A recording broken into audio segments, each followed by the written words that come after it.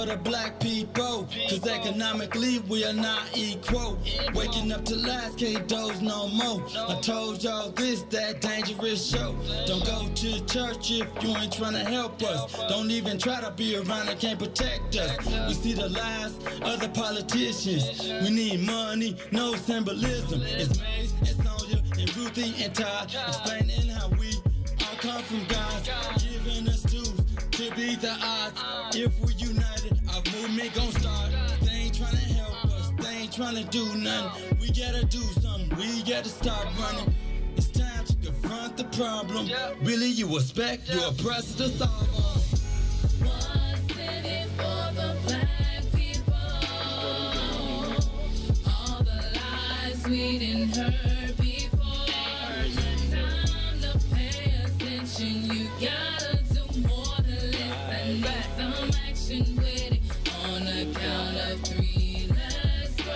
When is my people gon' stop that hate? Look in the mirror, realize you great. But we always argue with our brothers, but is others gon' take our place? Stay in tune and stay on top. About who for us and about who not. Just green light the black economy. Then watch all the shooting gon' stop. To my black people in power, just remember who put you in power. If you really wanna save all the black princesses, be Mario or not Bowser. They gave us a hard job. We gon' make it if we do it together. Divided before we gotta evolve. We confidence you with it before you started. With no confidence in the people, we always gon' be defeated. What's in it for the black people? All the lies we didn't heard before. Time to pay attention. You gotta do more than listen. Need some action with it. On a count of 3, let's go. What's in it for me? What's in it for you? Who's telling the lies? Who's telling the truth? Black people realize the sun shines for you. So stop the divide. See what melanin do. What's in it for the black people? All the lies we didn't heard before. Time to pay attention. You gotta do more than listen. Need some action with it. On a count of 3, let's go.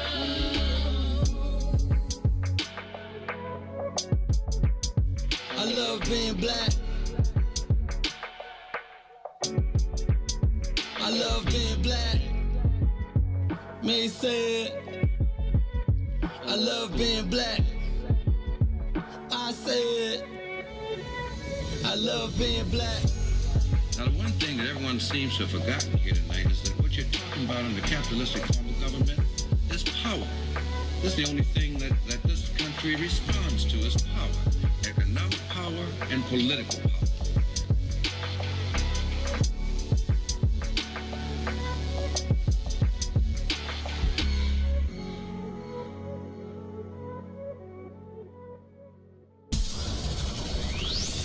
Shop at Black-owned and operated Solo Beauty, where you are appreciated and respected. Located at 8158 South Cottage Grove, Solo Beauty can supply all of your black hair care needs. Solo Beauty is open from 11 a.m. to 8 p.m. Tuesday through Saturday.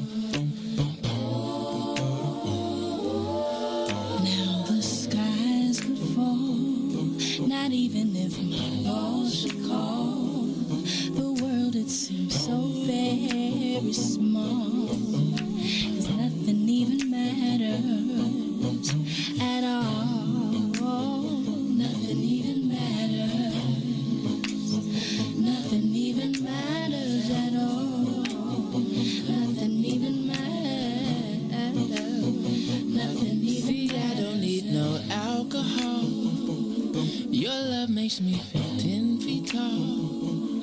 Without it, I go through withdrawal. 'Cause nothing even matters at all. Nothing even matters. Nothing even matters. Nothing even matters. Nothing even matters. These buildings can drift out to sea, a natural catastrophe, but there's no place I'd rather be, 'cause nothing even matters to me. Nothing even matters. Nothing even matters. Nothing even matters. You're part of my identity. I sometimes have a tendency to look at you religiously. Yeah, 'cause nothing even matters to me.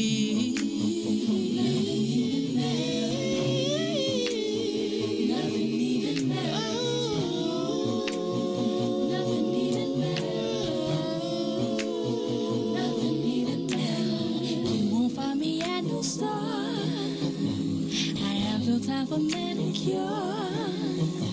With you it's never either one. 'Cause nothing even matters.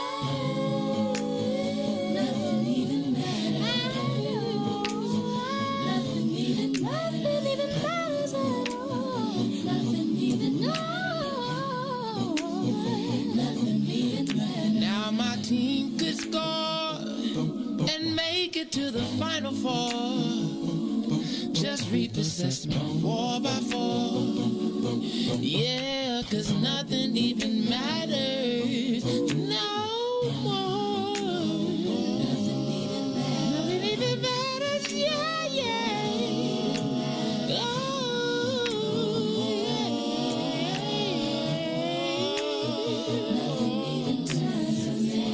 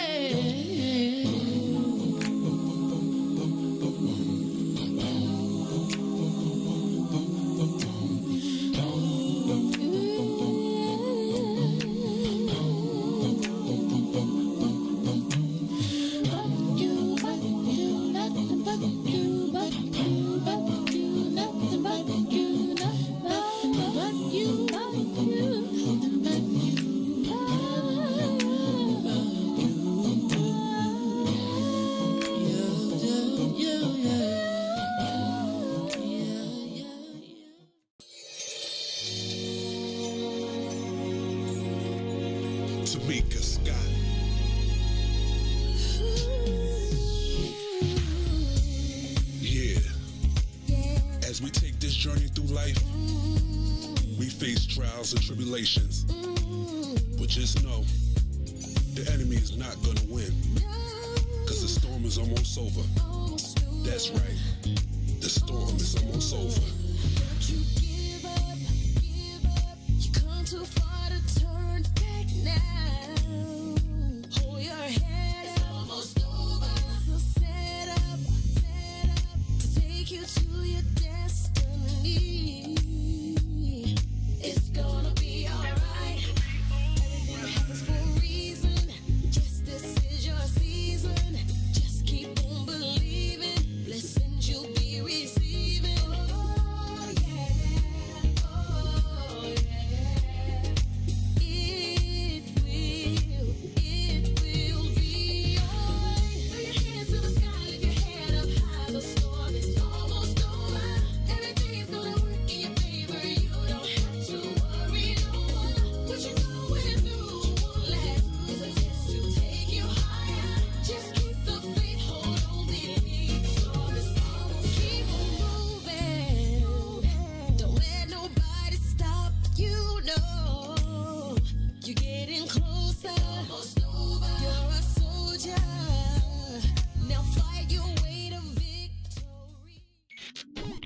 WIFTBPN. You are listening to the most dangerous show in the morning. This is What's in It for the Black People Radio. Maze Jackson, the most vociferous advocate for black people in the world. For Ruthie Moore, for Todd Stroger, I am the host of the Maze Jackson Show, asking every single day, what's in it for the black people? And if you don't like it, you can still tell them Maze said, Mayor Lightfoot, man, we ain't accepting that. We ain't accepting that. Let's go. Yeah. Let's get down to business and go ahead and address the facts, man. Lightfoot seems more lesbian than black. Rahm Emanuel's another case. He was just as tired. 50 closed schools left much to be desired. Police had Anjanette naked on that body cam. They suppressed the footage so it couldn't touch a lot of hands. Reminds me of that 16 shots in that cover-up. Both of them similar, so I went and dug it up. George Floyd killed, a lot of riots happened in the town. Southside burned and they wouldn't let them bridges down. Grandmother sick, need a prescription and plus a couple groceries. You gon' have to travel just to get it now. COVID-19 out here shutting all the business down. Not enough SBA loans to even give around. So many failed businesses that you could put them in the pile. If you don't survive the pandemic, it's gonna sit you down. We sing, dance, play ball, entertain, and crack jokes. Government infested black neighborhoods with crack smoke. System that milked us so bad, we got lactose. Still trying to find out what's in it for us black folks. We sing, dance, play ball, entertain, and crack jokes. Government infested black neighborhoods with crack smoke. System that milked us so bad, we got lactose. Still trying to find out what's in it for us black folks. Shout out to Willie Wilson, hope one day you get to send it. We need some different players in the game to handle business. Too many shady characters like Madigan and Blago. But when you really break it down, it's typical Chicago. City full of gangsters, it's what the land was built on. Same streets with hood legends, DNA gets spilled on. Carjackers out here lurking, trying to get they steal on. Looking for a block to put them Hellcat wheels on. Let us give bogus appraisals a red line. Car crackers out here getting minimal fair time. And up to seal carry, I stay with the pipe. But Illinois gun laws giving minimal rights.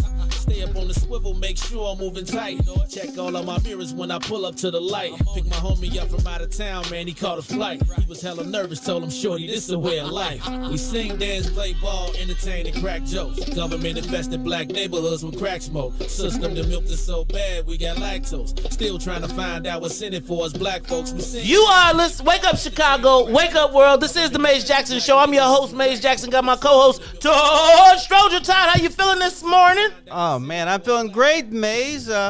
I think I got lapped by Racer X over there, though. What do you mean lapped by Racer X? Help me understand. What's going on?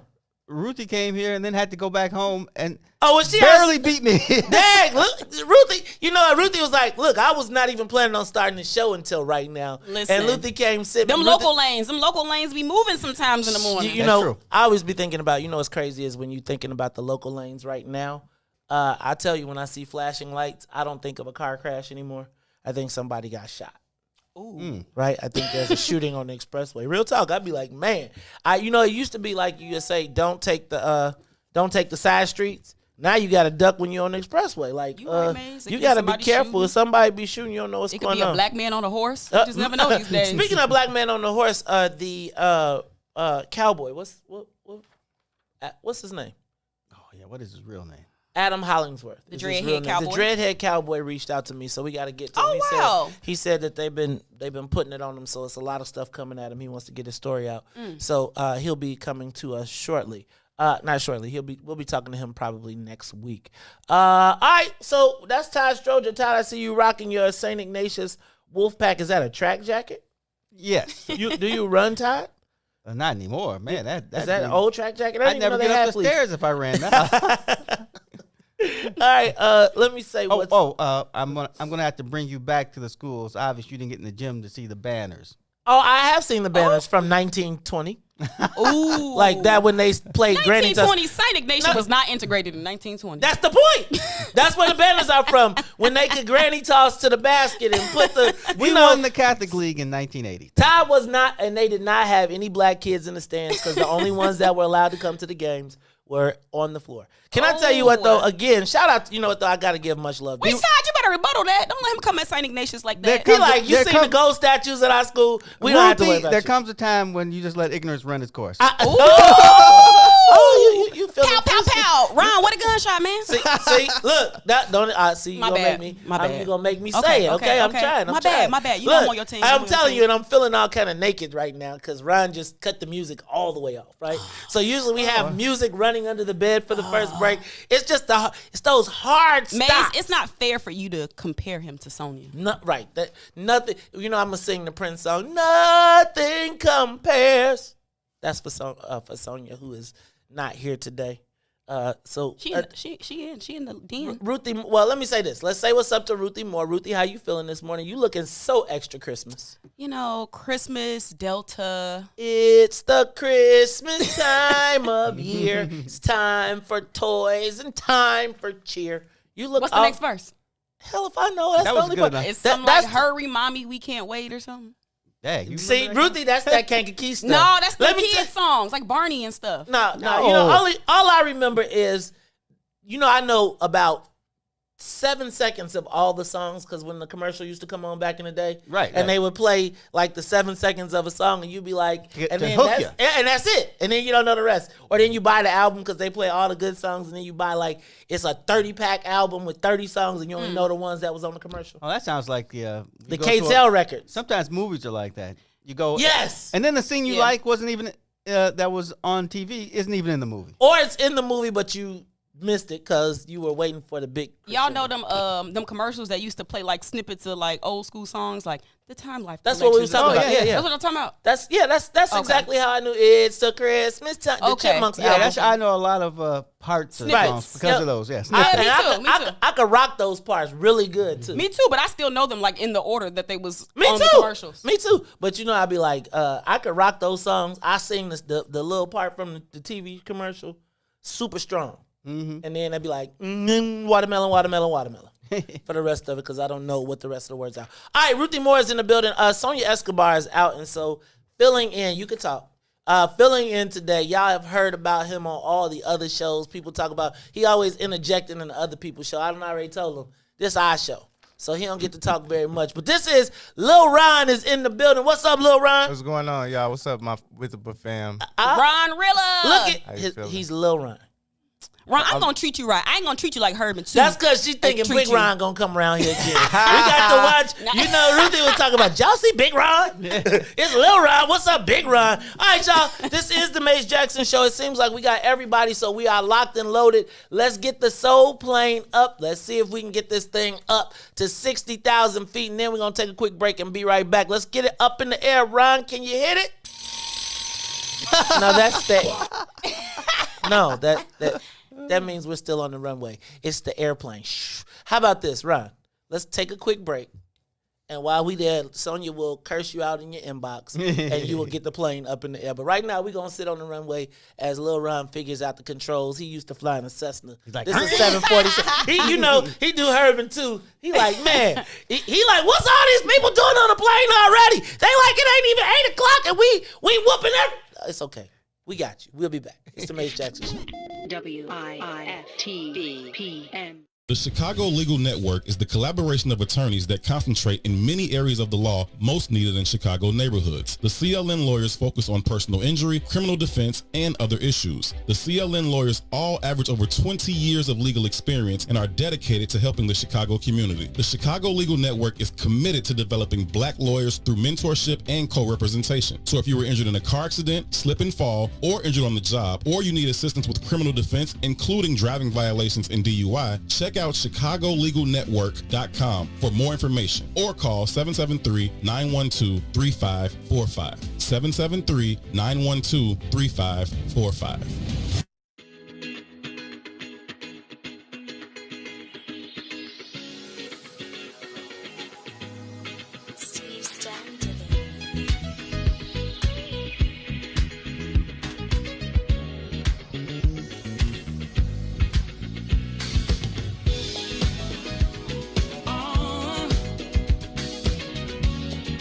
Let's reminisce.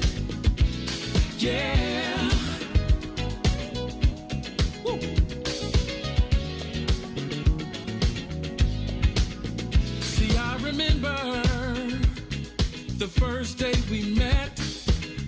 Thursday night at the club I'll never forget. Do you remember the words that I said? One night in my bed you'll never regret. And you, with your pretty brown eyes, I knew, baby, you would change my life. And you opened up my eyes to see I'm excited for our future, but I love our history. Let's throw back to the day that we first met. Let's throw back, I never will forget. Let's throw back to when we fell in love. Let's throw back, babe. I wanna throw back, babe. Is it just me? Don't you miss those nights sexing on the beach? Playing Isley Brothers in between the sheets. And now we're taking flights from London to Belize. And we're popping bottles, endless shopping sprees. Still sexy as can be. I knew you're still the only one for me. Yeah, I'm feeling lucky as can be. I'm excited for our future, but I love our history. You are listening to the Maze Jackson Show. I'm your host, Maze Jackson. Got my co-host, Todd Stroger. Now you got to bring it down just a little bit. Let it play a little bit behind me. A little lower. Come on, down just a little bit. All right. Hey, this is the Maze Jackson Show. I'm your host, Maze Jackson. Got my co-host, Todd Stroger, Ruthie Moore, Lil Ron sitting in with us. And we got Crystal, the intern, in the building, too. She over here like, yeah, don't talk about me. You know, these young people, man. It takes me usually a year to learn the intern's name. That's horrible. I do. It takes me like a year, and I really be like, intern, come here. Intern. But nowadays, everybody's so sensitive, right? No, they're not sensitive. It's just okay to recognize their humanity. That's the problem with y'all now. You got to teach good workplace values. Right, good work. Hard work. Put your head down and get to work. Gosh. And that's why people be trying to form unions. People like you, Maze. You know what? You people. One of these days, I'm going to show y'all. All right, speaking of showing y'all, though, can everybody, y'all want to take a moment to tell me thank you? For what? Y'all want to praise me as the Mazestradamus? It depends. Okay, remember, what did I tell y'all was going to happen yesterday?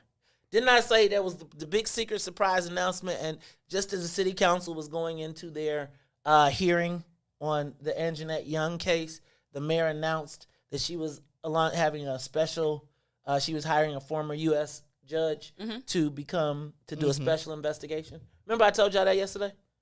Yes.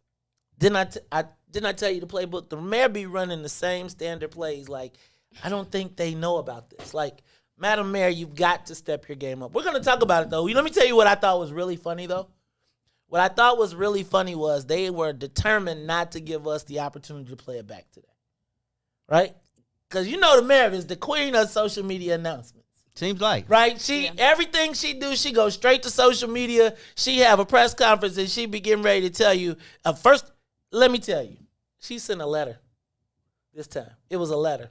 Because I was ready for the audio. I was all this morning like, I need audio. Okay. No, she didn't need to be out in front and having a million questions. That's what she was thinking. Right, well, she was like, because every time she answers a question, she lies. And then the next day, she got to come back and be like, well, they told me I lied. They were like, madam, she comes back the next day and be like, you're right. I did say that, but then I later found out that I'm a liar.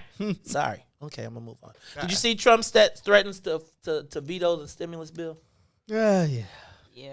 He is, you know what, man? He want us to get more money. Hey, that's what he said. That's what he said. I think he's just trying to make everybody look, he trying to rile people up some more. But $600, that means $2,400 a family. Ruthie, unfortunately, you don't qualify. If anybody want to get married real quick so we can get an extra, Ruthie, what are you, now you an immigrant too? Good Lord. Hey, listen, when I heard that the Republicans wanted 0, the Democrats wanted 1,200, so 6 was the negotiation tactic. Well, all I'm saying is, right now, Donald Trump is saying it ain't enough. He wants 2,000. He says. I mean, he just really want to make both the Democrats and the Republicans look crazy. That's what he wants. Yes, I agree with him. Go out swinging. I'm with you too. How about Kamala Harris? was replaced by Alex Padilla, further locking down the immigrant black story. So Kamala Harris. So I don't know how I feel about this because, I don't really. They say Kamala Harris was a black senator from California, although she locked up black men and cried about undocumented immigrants. And now she is the first South Asian black U.S. Well, now I guess she was the first black South Asian U.S. senator from California, too. But they replaced that spot. We kind of thought of that spot as kind of sort of black. Oh, okay. And now they replaced her with a. Well, I mean, we kind of claimed her as black, and then we found out she was South Asian. So no, you made it sound like they thought that was going to stay that way. It's a Senate spot. Eventually, the majority takes over. Well, my just thought about was, everything. I just think like how you. I feel like you replace a black with a black. Beat me. You got to beat the person. Like, I'm just saying. Well, that's the Chicago way. So I'm just saying, like, the way, and they replaced Kamala Harris' spot that y'all proclaimed as a black spot went to a Latino. Now, I'm not tripping because Latinos are 40% of California, but I do think that it just shows to us that, like, the respectable thing to me to do would be to put somebody in there, even if you know they're going to lose, and let the Latinos win it. But don't wipe our spot off the plate, off the map. Who's the governor nowadays? Gavin Newsom. Hollywood Gavin. He came from, and they from the San Francisco squad anyway. He was the mayor of San Francisco too, so that's why he's running everybody out of California though. That's why you saw Elon Musk just took Tesla out of, and now Oracle's moving to Texas too. Wait, where Tesla moving to? Texas. What? Yeah. Yeah, you want to. I know quite a few black people that live in Texas, and they're doing pretty well. They got the best segregation. They moved there ever. on purpose. Texas has the best segregation. No, really, my cousin lives there. He said it's okay because the blacks stay with the blacks and the whites stay with the whites, and they have a mutual understanding of, I want a safe community, I'm upwardly mobile, you do you, but they can all like cheer together at the Little League games and stuff. So yeah, I'm saying they got the kind of segregation I like. The good segregation. The good segregation where black people make some money. Here we segregated and poor. You go to Houston, you be like, I agree. Wait, hold on, dog. That's your house. Like, and we don't even talk to white people. All right. Sorry, y'all. Did you see Ebony Jet was sold again? Shout out to Ulysses Jr. Bridgman. You know him? He used to play for the Milwaukee Bucks. Nobody would know Ulysses Jr. Bridgman. I heard the name when they said... They would know Junior Bridgman. Okay, that's what I knew. Right, I knew. Now, Junior Bridgman, he played 14 years in the NBA, mostly with the Milwaukee Bucks. He is a Coca-Cola distributor. And that's when the Bulls were good, too. So the Bucks and the Bulls used to fight like cats and dogs. Oh, so it's funny. What's interesting with that is that I was just noticing that he was a Coca-Cola bottler, which is also what Dr. J did as well. Right, so he's already a businessman. He tried to to be a Coca-Cola bottle. Man, I knew one when I worked for one. He sold it for $2 billion when billions was a big deal. Like everybody's a billionaire now, but then man, if I had $1 billion, it'd be a big deal to me. It'd be a big deal to all of us.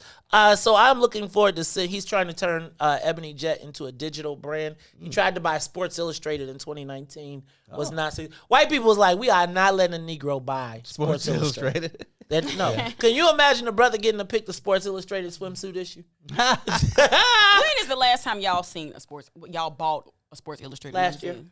Last year, a whole year ago, maybe. I bought the annual edition of the Sports Illustrated swimsuit edition. Ain't nobody buying no magazines. I buy the Sports Illustrated swimsuit edition. I like the pages. I can get that. I enjoy still a magazine. I freaking hate digital. I hate reading Esquire magazine on my iPad. It's like I literally have a subscription and I see it in the store and I buy it. I'm with you. And I miss a newspaper and I hate people looking at my newspaper before me and cracking the pages. I love the crack of a new magazine, like when you gotta open it up. Don't be opening my stuff up and folding it all out. See, I got my magazines out there. I bring y'all my old ones afterwards so y'all can find out about the good it's like sandwiches. the doctor's office. I didn't notice. I can't read it. Well, that's because I only got like 2 magazines. You can't find them no more. All right, R. Kelly got a trial date, y'all. I'm thinking R. That's Kelly a long time away. September, but it's Jesus. Do you want to keep that date, or do you want to just go ahead and get locked up and say, give me my time so I can know when I get started, or do you want to keep hope alive? I think I'd rather serve some of my time in the MCC. I don't know. Yeah, you okay? Did you see the Cubs are looking to build a baseball facility out west, a youth sports baseball facility?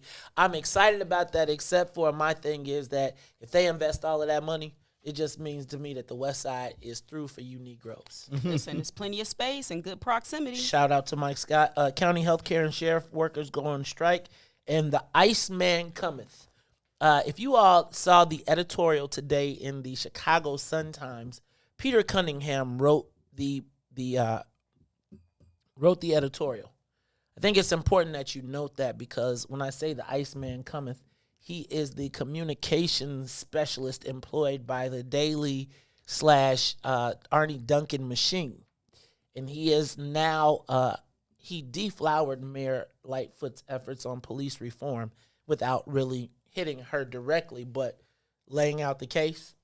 Be on the lookout very shortly.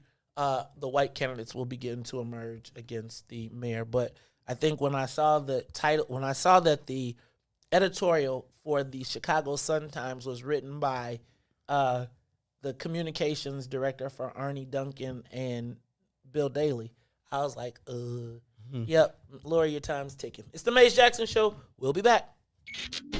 WIFTBPM. Introducing your trusted source for high-quality Black emojis, better known as Blackmoji.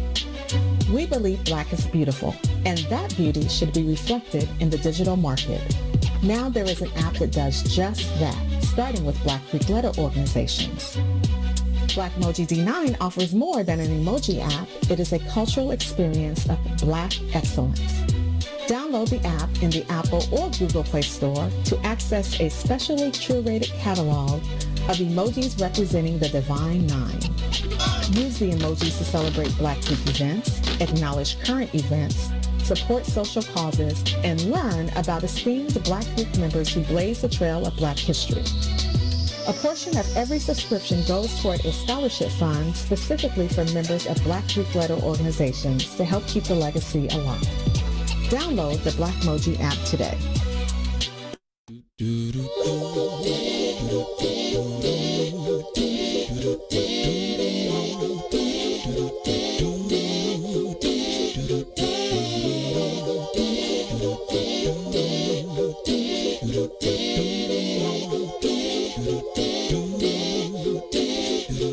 Well, sometimes I go out by myself and I look across the water,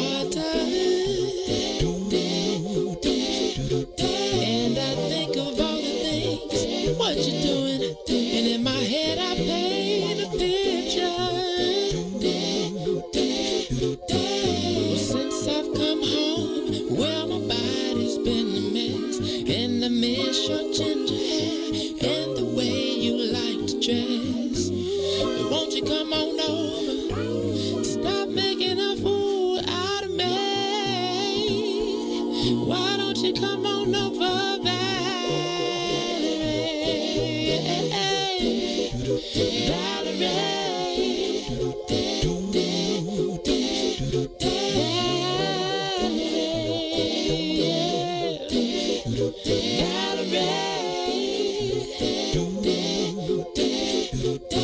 Did you have to go to jail?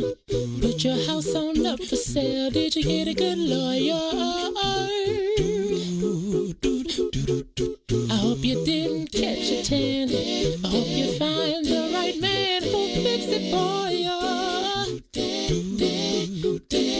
And are you shopping anywhere? Change the color of your hair. Are you busy? And did you have to pay that fine that you've been dodging all the time? Are you still dizzy? Oh, yeah. Well, since I've come home, well, my body's been a mess, and I miss your ginger hair and the way you like to dress. Won't you come on over? Oh, stop making a fool out of me. Why don't you come on over there? Valerie.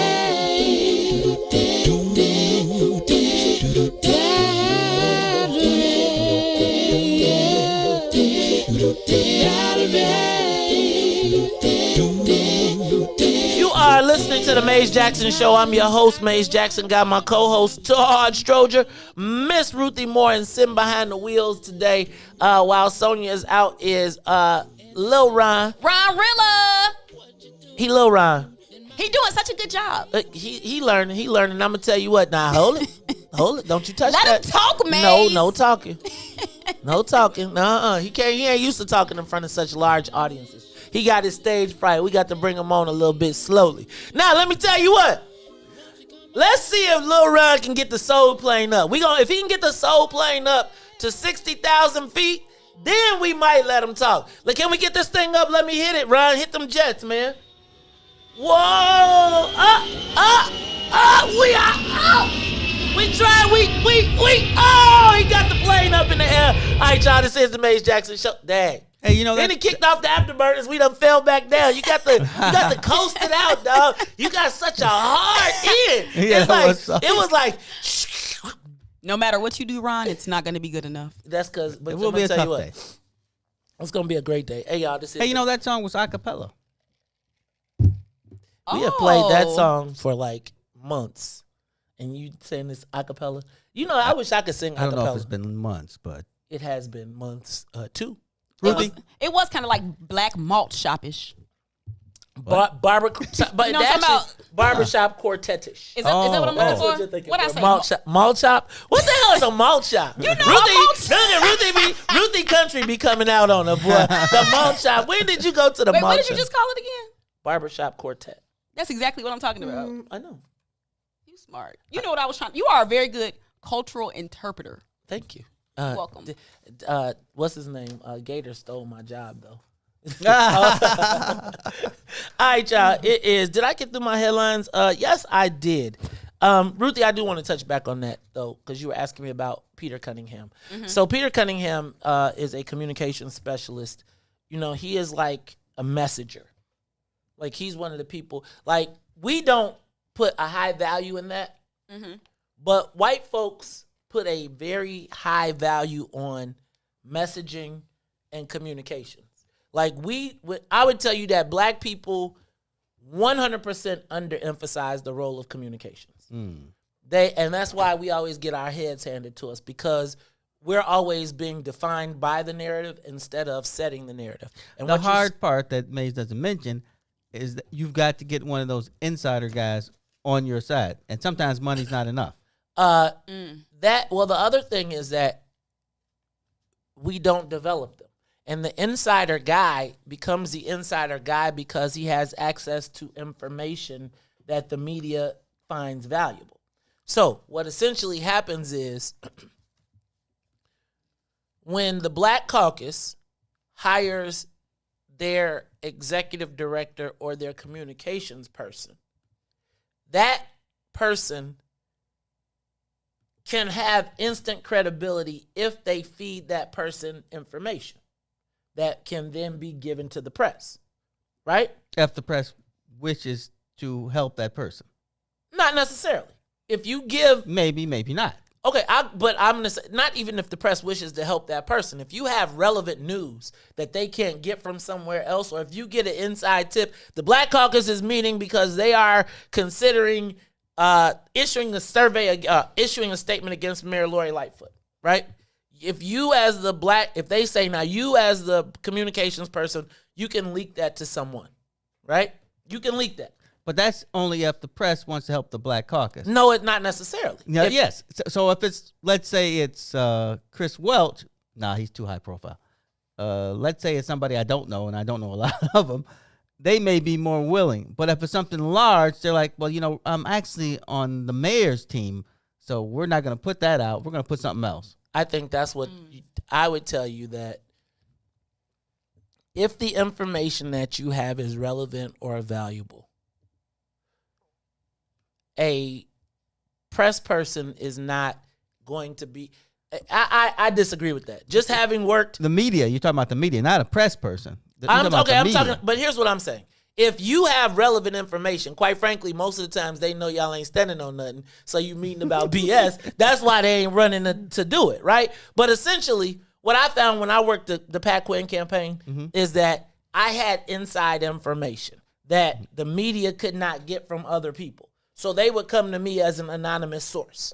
And then as I moved from that space and moved in, they were like, man, that guy he's on point.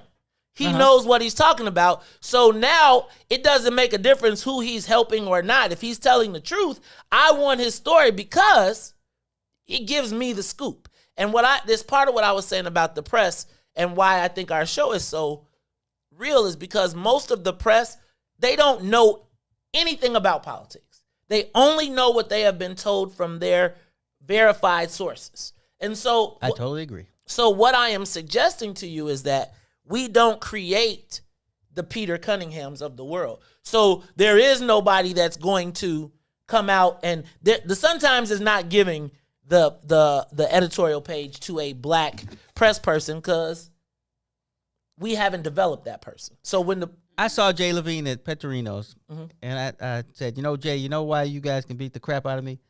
It's because none of you know me. I don't live in your circle. I don't go to your same black tie events. And it's sort of like what you're saying, but it's hard to get a black person in that group unless they come from the north side. Once they come from the north side, they ain't part of your group anymore. See, and I disagree with that. I think that you have to create that person by giving that person the information that makes them relevant. So, again, if I tell you something that's going to happen, just like yesterday, if I would have called the media and said, the mayor is going to have a press conference and announce that she's announcing a federal prosecutor, blah, blah, blah. And I tell them that on Monday, right? Regardless of whether I was from the north side or the south side or whatever, that's real information that the press is going to be like, yo, if this is real, they're going to start snooping on it. Now, if I give you another one and I say, hey, on Wednesday, this is going to happen and the mayor's going to respond like this, and it happens, then you become, again, more credible. Then they start picking up the phone and calling you. I'm just telling you, only because it happened to me, right? I get that. I wasn't a north side guy. It was, I knew real information that they didn't, and they would be like, no, we're not going to talk. We don't know you, Maze. No, we don't know you. And then eventually, I was like, I told you, just like yesterday. And then it was like, dang, this kid knows what he's talking about. And then it becomes, then you start to see that person get invited to all of those places and all those medias, and then you get in. But if you don't ever give the person the information that makes them valuable, because I don't even think we see value in messaging, right? Who are the black message managers? I don't disagree with you, really. Okay. I just don't think black people have that space. I think it seemed, okay, so just listening to both of y'all talk, because I listened, right? Thank you. It seems like it is, in order for that person to be created, there has to be trust put into that person. And I think in the black community, we have, sometimes when we concentrate power, we see how that goes awry and people misuse that concentration of power. And so I think that because most people do know that information is power, information is wealth. So when you concentrate that, we've seen the dark side of concentrating black media power, so to speak. And so I think there's a hesitancy just on the part of black people to always put their trust in one entity or one black person because, oftentimes we do each other in. I'm going to give you a perfect example. Sean, dang, but now I can't even think of his last name. Sean Howard, right? Sean Howard became the go-to source for media in the Southland because the mayors and managers of the Southland empowered him with the messaging. They said they didn't go hire a white guy. They didn't go find someone else. They said, okay, we're going to hire this black guy, and if the press wants a story about what's happening here, you got to talk to him. Now, if you ask any media person right now who they're going to ask who the first call they're going to make when they go to the Southland about a story in a black area, it's going to be Sean Howard. If they can't get the mayor, they're going to get Sean Howard. I agree. Now, that required them to say, we're not going to hire Joanna Klonsky.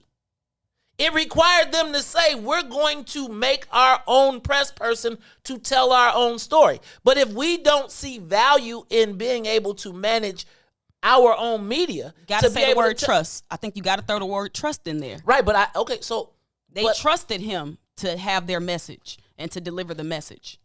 I think it becomes built over time. I agree. And if you don't even take the time to start to invest in that trust, then we never get there. So while Peter Cunningham, while Daly and the Dailies, the Duncans, the whatever, they said, we're going to keep pouring into him, right? You did a good job with this. We're going to help you get. And then he went to Secretary of Education, but they always knew, man, this kid can write messaging. He knows how to talk to the press. He can write he can articulate in writing what we need to have communicated to start this message. We don't invest in that. But I would argue that you need to take somebody who is already part of the press, if you're black at least. No, they know something of an inkling, and then you can give them the credibility by being your guy. To an extent, I think there aren't that many black press outlets, right? You ain't got a Defender. You ain't got you. So I'm gonna say this. What we tend to do, black folks have a tremendous amount of information that everybody wants. They do. What we do is undervalue ourselves in the whole mix, right?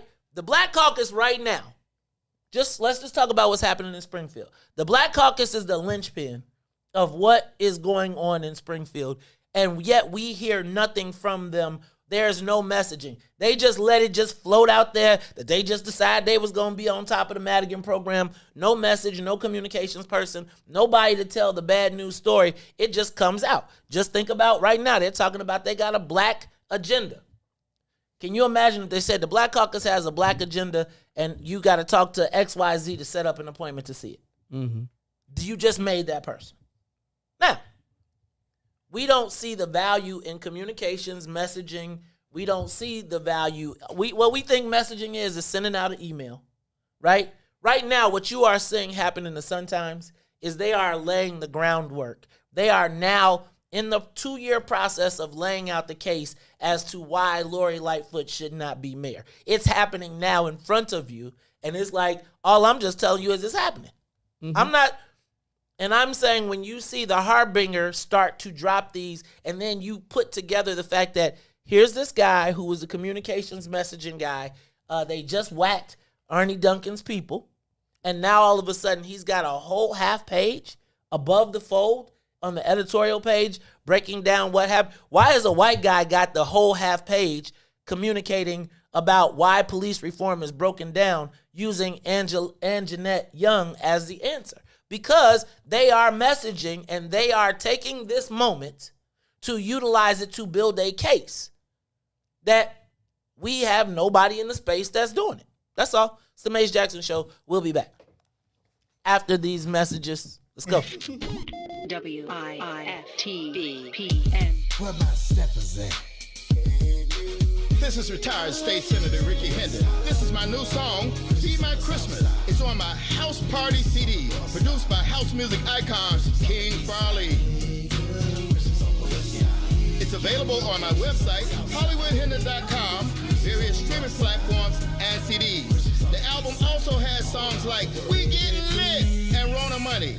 Get the House Party CD in time for Christmas and New Year's Eve. This is our new song, We Getting Lit. Just in time for New Year's Eve. Happy holidays, Merry Christmas. Go to HollywoodHendon.com and get my music. Let's bring in 2021. Ricky Hollywood Hendon. Don't forget me, y'all.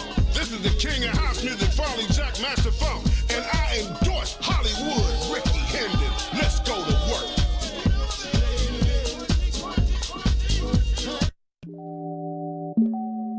Yeah. Ooh. I miss your kiss. Oh, your kiss is one of a kind. It feels so nice. Girl, you do it right. I miss. Ooh. Oh, girl, you don't go too fast. You take your time. Just how I miss. Ooh.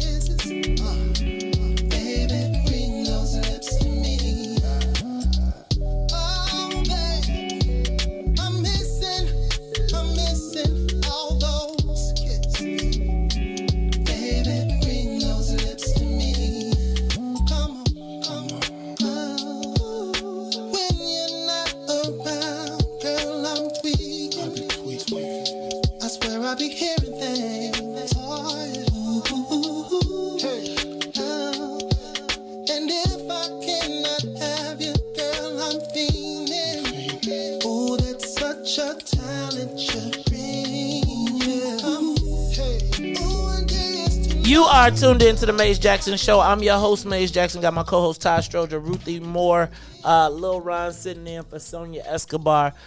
We got way off my topic.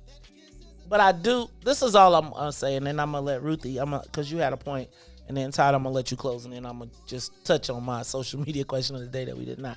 I told you all that we saw Peter Cunningham in the paper writing the editorial about the death of his editorial was really about the death of police reform in Chicago. And it really laid out a case that seemed to be the beginning of a case of why Mayor Lori Lightfoot should not be reelected. Now, to me, as we talk often, we talk about people running for mayor, and the race for mayor starts now probably, and people are looking and they're making plans. And all I was really trying to communicate was that seeing that editorial made me say that the race has begun, and that the white folks have begun to deploy messengers, literal media messengers, people who craft not press so much a press release, but craft op-eds, that craft editorials, that go to the places that influencers go to start to shape the opinion of people in their minds. What I am suggesting is oftentimes in the black space, that position does not happen. There are not black message media spinsters, etc., at a high level. Realistically, most of the black elected officials go to like a Tom Bowen or a white guy or like a Joanna Klonsky. That's funny. I just heard Tom Bowen's name last week. You're going to hear Tom Bowen's name for all black people because, again, black folks don't grow black message managers. They don't grow black. It's the same thing. I don't disagree. He raises money for the Black Caucus. It's really three groups, right? Three white groups that have taken the Black Caucus and split them up amongst each other. And they take their money, their message, and then they influence them on opinions. It's just like when you go out west, you got former Daily associate and a Latino that direct the powerful committees that we got. And it just becomes, watching this Peter Cunningham story is not anything bothersome. It's just another one of those Mazestradamus moments. Well, I'm telling you now, I want you to look in the Sun-Times. You don't got to agree with it because it really wasn't about that whole thing. It's just, I'm telling y'all, the race has started. Like, the white people are now actively messaging against the mayor. And we don't have anybody in that space that prepares us. So as the Black Caucus keeps taking hits every day, right, for not doing this, they don't have a spokesperson, they don't have anyone, and then they're going to send you a press release with a white lady's name on it, who will then be able to tell you what the black people think, so you miss all the opportunities to create black power. I think you're right. In that space, though, the Trib decided to put the op-ed in. That was the Sun-Times, not the Trib. Yeah. The Trib had their own anti-Lori. What I'm trying to tell you, they had their own anti-Lori. What I'm telling you is the machine has started, right? Like, you should recognize this. I see it on a smaller level, but yeah, I see it. And that's all I'm saying. Ruthie, back to you.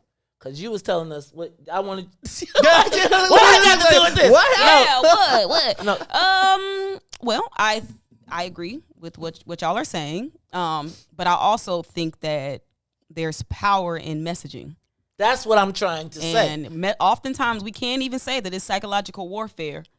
And, media is powerful. That's exactly my point.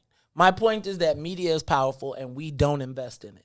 And so we get beat down by it. We complain about it, but I feel like we get co-opted. We get bought out.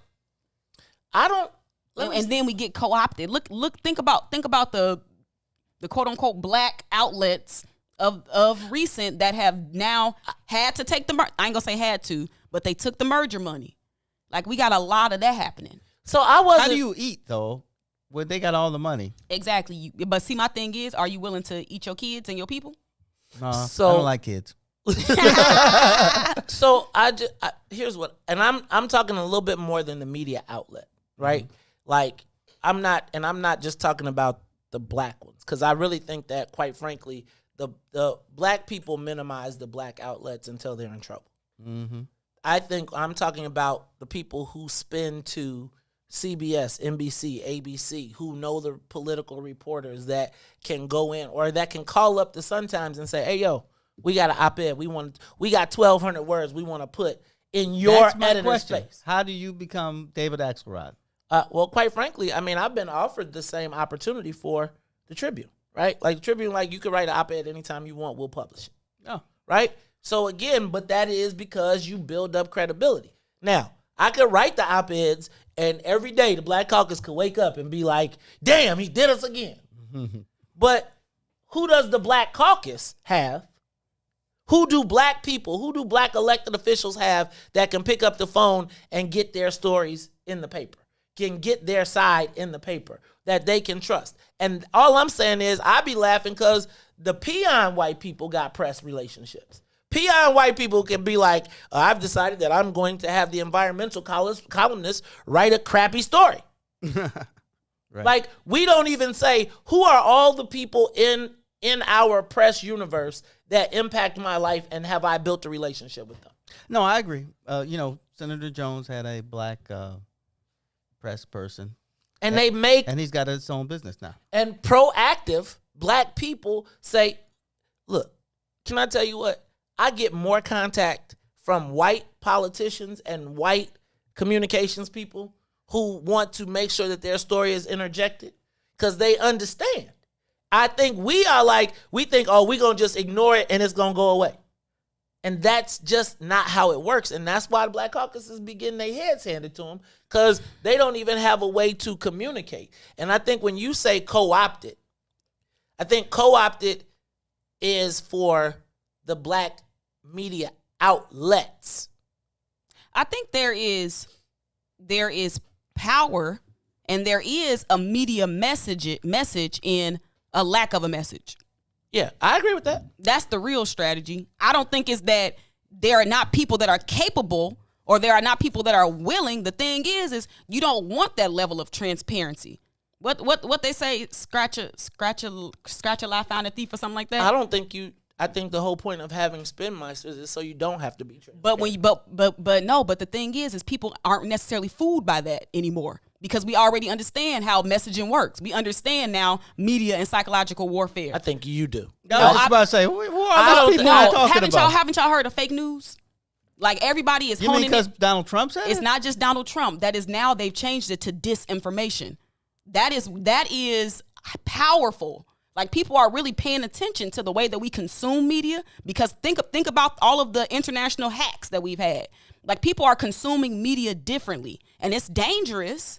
So I don't necessarily know if that method that we're talking about in terms of having that one person spin the messages, that will work if we trusted a person or an entity to be the mouthpiece. Let's talk about it more when we come back. It's the Maze Jackson Show. WIFTBPM. Today we learned that a Kentucky state grand jury found that the officer responsible for killing Breonna Taylor. Rulings like this one set us back and come as yet another challenge to the hard work and progress we have already made. It means we fight even harder against the systems of inequality and injustice designed to keep too many of us down. We will and we must continue to say her name. We will and we must continue to demand justice. And we will and we must do everything in our power to prevent any more names from being added to this role, like George Floyd, or closer to home, Rekia Boyd, and Laquan McDonald, and too many others. I want you to know that I support you and will do everything in my power to protect you. Regarding the CBS 2 story last night about the raid on the social worker's home, why did your administration go to court to try and prevent the body camera video from being broadcast? And why is your administration asking a federal judge to punish Miss Young for sharing video of her own home being raided. And I watched that video.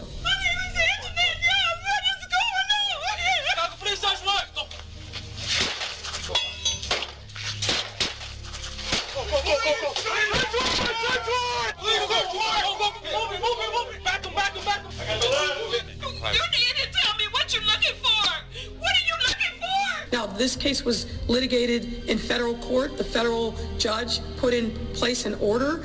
There's allegations that she has violated that.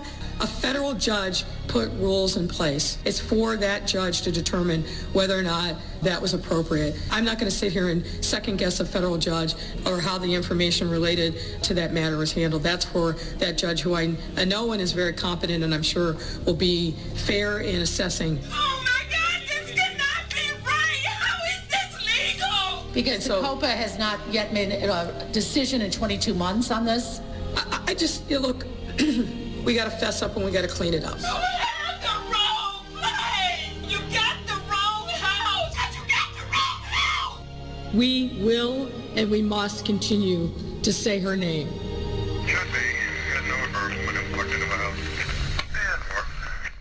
You are listening to the most dangerous show in the morning. This is What's in It for the Black People Radio. Maze Jackson. Maze Jackson, the most vociferous advocate for black people in the world. For Ruthie Moore, for Todd Stroger, I am the host of the Maze Jackson Show, asking every single day, what's in it for the black people? And if you don't like it, you can still tell them Maze said, Mayor Lightfoot, man, we ain't accepting that. We ain't accepting that. Let's go. Yeah.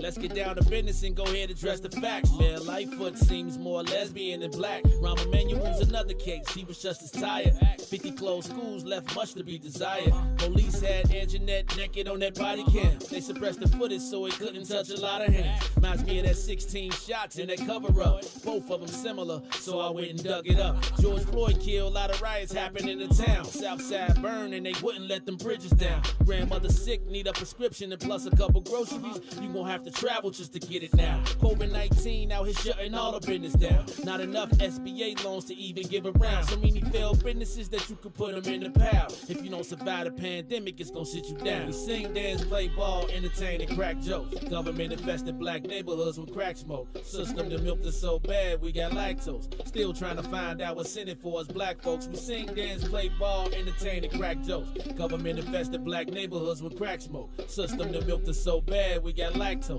Still trying to find out what's in it for us black folks. Shout out to Willie Wilson, hope one day you get to send it. We need some different players in the game to handle business. Too many shady characters like Madigan and Blago. But when you really break it down, it's typical Chicago. City full of gangsters, it's what the land was built on. Same streets where hood legends DNA get spilled on. Carjackers out here lurking, trying to get they steal on. Looking for a block to put them Hellcat wheels on.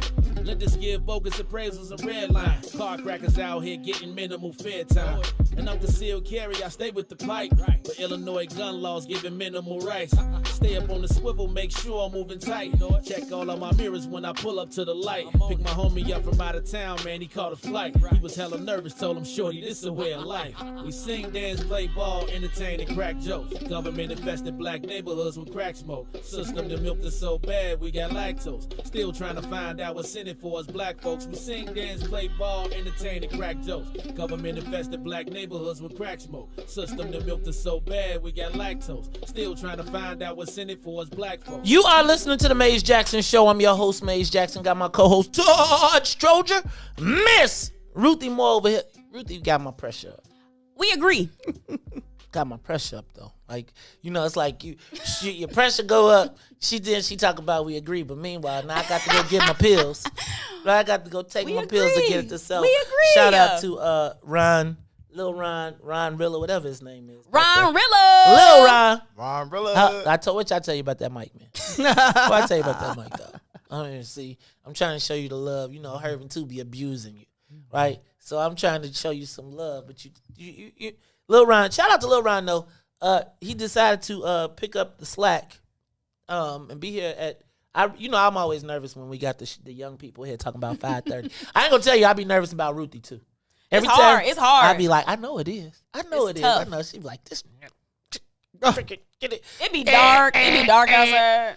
Todd, man, I'm telling you. So I'm just telling y'all, I'm grateful for all y'all. Shout out to everybody who has been contributing. I want to make sure that actually we're gonna go up till tomorrow.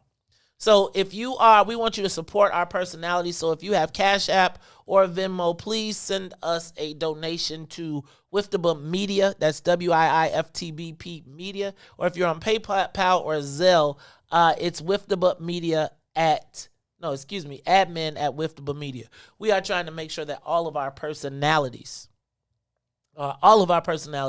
go home with a Merry Christmas. So I appreciate everybody that is donating. Shout out to Bronzeville International. Shout out. Yesterday they dropped off the gifts, the packs. Everybody was extremely happy and loving those gifts. So this is a love and hate moment. I hate when I'm right like this. But then I kind of love it too. It's part of the reason that if you were looking at the title of today's show, it says the Mazestradamus. Now, y'all don't know who the Mazestradamus is? The Mazestradamus is me. Me, I'm him. The Mazestradamus. And the Mazestradamus wants to tell you he told you so. He told you so. Now, in case you're lost about what the Mazestradamus told you so about, if you were tuned into this show yesterday before we were abruptly censored, I was in the process of telling you, well, first of all, we played back the mayor's press conference yesterday. I'm going to tell you that I think we're changing the game because you know how the mayor loves to have press conferences. You know, she'd go to Facebook Live to say, I sneezed. No, she did. Ding! You have an alert from the mayor of the city of Chicago. I want to let you know that I sneezed. And let me be clear. I sneezed, and I'm offended that you asked me about it. Anyway. Yesterday, I sat right in this chair at this microphone, and I told you, Ruthie, and you, Todd, how this was going to work. If you're out there and you remember yesterday's show, you remember that I told you that Mayor Lori Lightfoot would go down into the bag of political tricks, and she would then announce that she was going to hire a special investigator to investigate what happened and what went wrong. Remember I told y'all that? Remember I said, the whole way these things work is when you accused of wrongdoing, hire a special investigator, and then that special investigator will get everybody else in trouble and then say, you had to fire all these people, and then you get to play it off. Right. Now, let me just ask a question. Does anybody remember yesterday's show? Anybody remember yesterday's show? You, Todd? I dumped it already. We were here. Did you hear me say this yesterday? Matter of fact, this is what we're going to do. I think Ruthie said it. Let's open up the phone lines. Let's open up the phone lines because I just want to make sure that I'm not crazy. Can y'all please call and pat him on the back? No, you don't got to call and pat me on the back. I just want to make sure I wasn't crazy yesterday. We're going to open it up. You don't have to lie if you think he's crazy, though. You can pat him on the back and still say he's crazy. So here's what I want you to do. Ruthie Mo, can you do me a favor? Can you hand me that phone up there? Because I want to open up the lines. Here's my thoughts, y'all. Yesterday, the mayor announced that Judge Ann Claire Williams would now be hired as the special. I'm going to give it to you because you know how to do all that stuff. Would be hired as the special investigator, and her law firm, Jones Day, would use all of the resources that they had to get to the bottom of this scandal. Is that another way of saying they're going to get paid? Yes. Remember I told you black pain and suffering is a hustle? Yes. So check this out. Although the city already has an inspector general, right, whose job would be to investigate this, the mayor has gone out and hired a former federal judge for an outside investigation. Ruthie, you ever been in trouble? Let me ask you a question. Did your grandmama ever tell you to go pick a switch? Yes. So, what's the thing about you having to go pick your own switch? It's psychological. But also, you're going to pick the one that you think going to inflict the least amount of pain. Yes, you're always going to pick the wrong one, and then she's going to say, nope, I'm going to get it. So, the mayor hasn't learned that lesson, though. Because the mayor went and picked her own switch. Right. Now, she went and picked the black switch. How about this, though, y'all? So, she appointed a Latina as the interim corporation counsel, and then went and got the black woman to come whoop the black people. Okay? Now, Judge Ann Claire Williams, now I am getting reports, and these are unverified, but I am getting reports that the mayor, we got to plug it back in. Give us a second. We're getting unverified reports that the mayor and Judge Ann Claire Williams worked together. Now, should we assume that they worked together, Todd, when they were former U.S. attorneys? I mean, I wouldn't be surprised. I mean, all these people always know people they hire. So, Todd, should we be believing in the mayor when she picks this Judge Ann Claire Williams? It seems like you can't pick. If I get in trouble, I'm going to call Ruthie. And they're going to say, who going to be the judge, jury, and executioner? Now, Ruthie, if I have you investigate the office, but you my homie, we go way back. You already know. But ain't this kind of I'm just putting this out there, but isn't this pretty typical, especially like if you look at like Madigan and like a Chris Welch being on the part of the committee? Ain't this like the same thing? It's the Illinois way. But here's your mayor, the reformer, has decided to open up this outside investigation. Now, I want to open up the phone lines. 872-259-7474. 872-259-7474. Are we going for this? Do you think that the special prosecutor, this outside, you got that up? Turn it down. It sounds like I'm hearing the phone. Thank you. The outside investigator, do you think that's enough? Or is it another trick? Now, I want to also point out that the mayor, yesterday, I got a call from an alderman who told me that the mayor blocked the vote to end the no-knock search warrants at the hearing yesterday.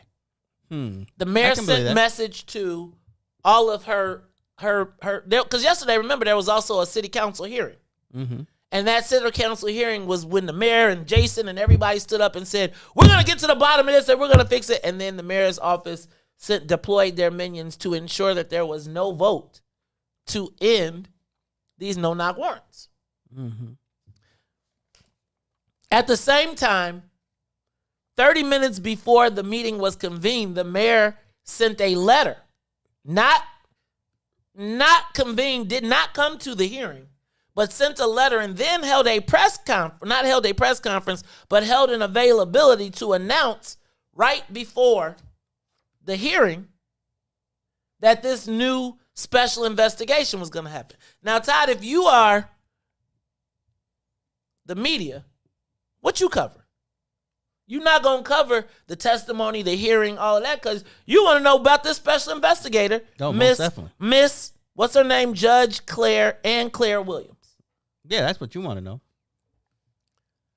So now, what are we to make of this special outside investigation besides white people are going to get rich? Now, what I want you to do, Ruthie, is I want you, because she's of counsel of Jones Day. Now, so y'all understand the of counsel process, the of counsel means that you're an attorney, but you don't really want to work for somebody, but you need somewhere to have your banner. Right. You need to have somewhere, an office, right? So you say I'm of counsel, and then what happens is these firms fight to have you work for them because they know you are a former federal judge and they can market your services. Like a visiting professor type of thing. Sort of, right? But then you and that firm, so she gets to have the name and make her billable rate an hour, which is probably over $1,000, $2,000 an hour.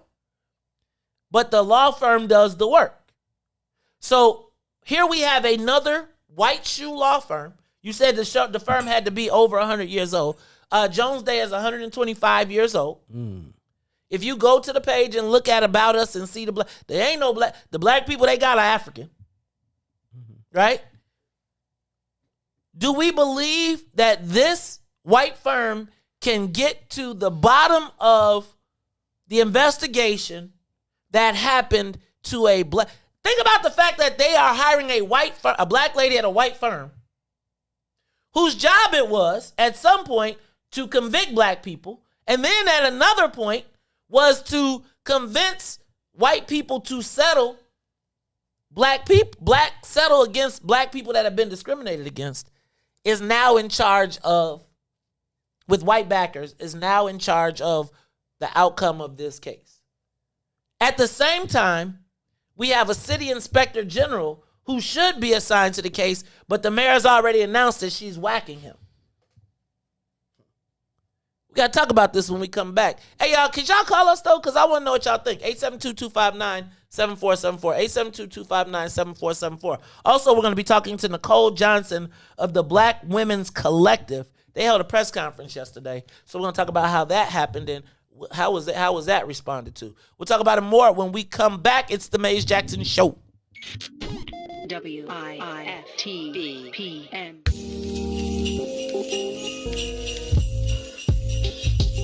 Hey family, this is Dawn Millhouse from the Book of Dawn. Christmas and holiday time means giving to me. Make certain that you give of yourself to somebody else. This is Dawn. Happy holidays from the Book of Dawn.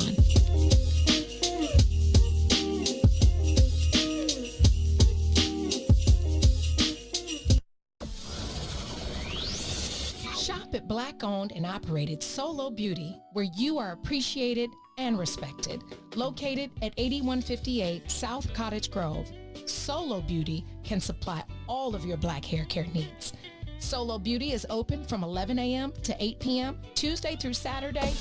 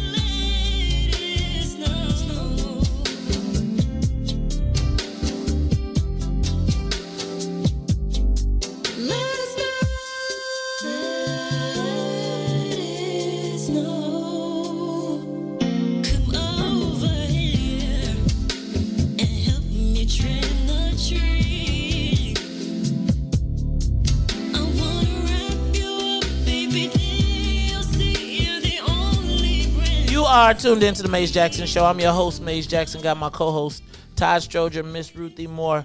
Sonia Escobar is out, so we got a little Ron in the building. Y'all, so people are telling me that Judge Ann Claire Williams is true black history, but it seems that Mayor Lori Lightfoot apparently used to appear before her when she was a prosecutor, so they know each other, right? They got a relationship. Yeah. And I just don't know. Not Black Caucus, city council members, particularly Byron Sigcho Lopez and Maria Haddon, ask why, first of all, does the city hire this woman to do this job when we have an inspector general? And then if there's going to be an independent investigation, an independent outside investigation, how do you pick the person that's going to do the investigation? And I gotta ask, how much is this gonna cost? Right? Because the law firm is gonna make a stupid amount of money. Oh yeah, stupid amount of money. And so white people are going to get rich off of black pain and suffering. She was also, let me say that judge was appointed by Ronald Reagan. About right. That's about the time Lori was. I mean, I need y'all to understand, though, that the mayor was part of that, the Reagan blacks that ascended.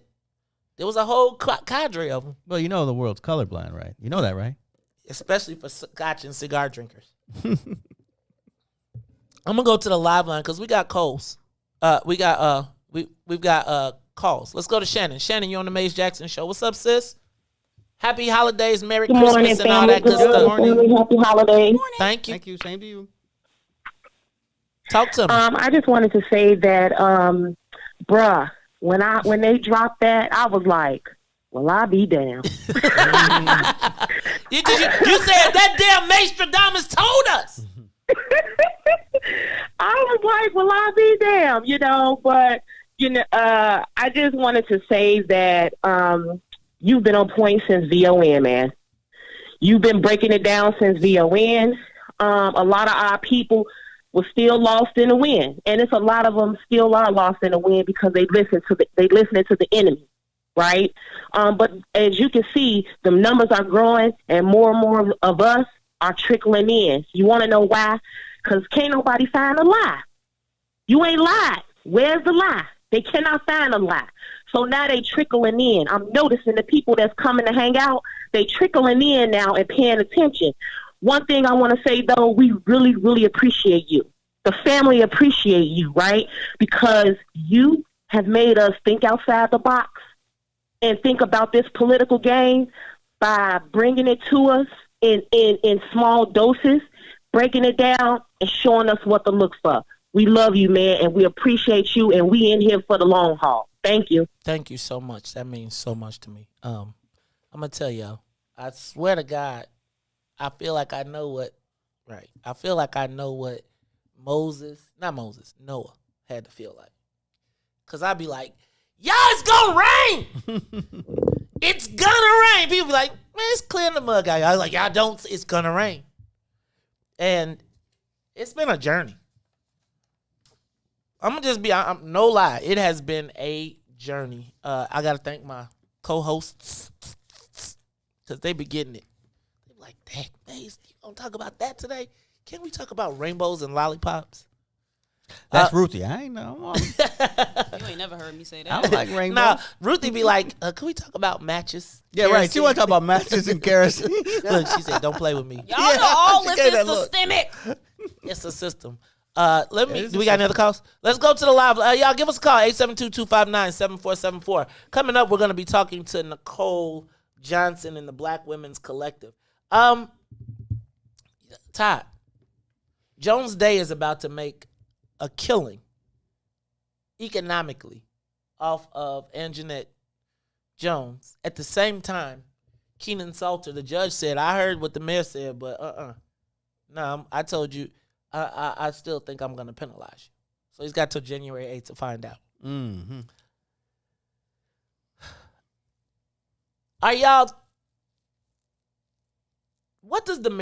are we going to let the mayor get away with this? I still got to ask you, how long before we forget? Because I think after Christmas, I'm going to be done. I might have forgot about it by then. Why are you making that face, Ryan? Why are you saying that? I think that I'm not exactly sure if we accept the fact that the mayor picked her own judge, jury, and liberator, not executioner. Mm-hmm. Do you think she think we stupid? Does the mayor think black people, like, what does the mayor think about black people? Hey, look, I'm not going to... put words in her mouth? No, not that. I'm not going to kick the mayor for picking a friend. You saw what happened to Kim Foxx when she picked an enemy. I get you. Good point, Todd. So that part I get, but credibility-wise, I mean, you don't even got to pick nobody. First of all, here's my thing. Just let Joe Ferguson do it? Right. Well, here's the thing. Joe Ferguson's still going to do it. And my thing is, this is one of those things where it's like, lady, we caught you lying smack dab. You just lied. Stop trying to put all... putting sprinkles on dog crap is not going to make it edible. It still look like ice cream to some people. Ice cream. Chocolate. Yes. Who are those people? Who is the people who are willing to maintain this system? I'm gonna tell you. Yes, we can't put. This is not a people conversation.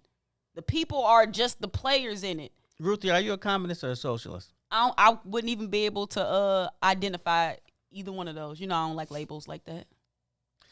Because I think those words are sometimes used to silence people's opinions about things. Well, unfortunately, we do have to live in something, though. No, we don't. But it could be. Well, you know what they call that? That's the difference between me and you, Todd. I ain't accepting this. You know what they call that? Anarchy.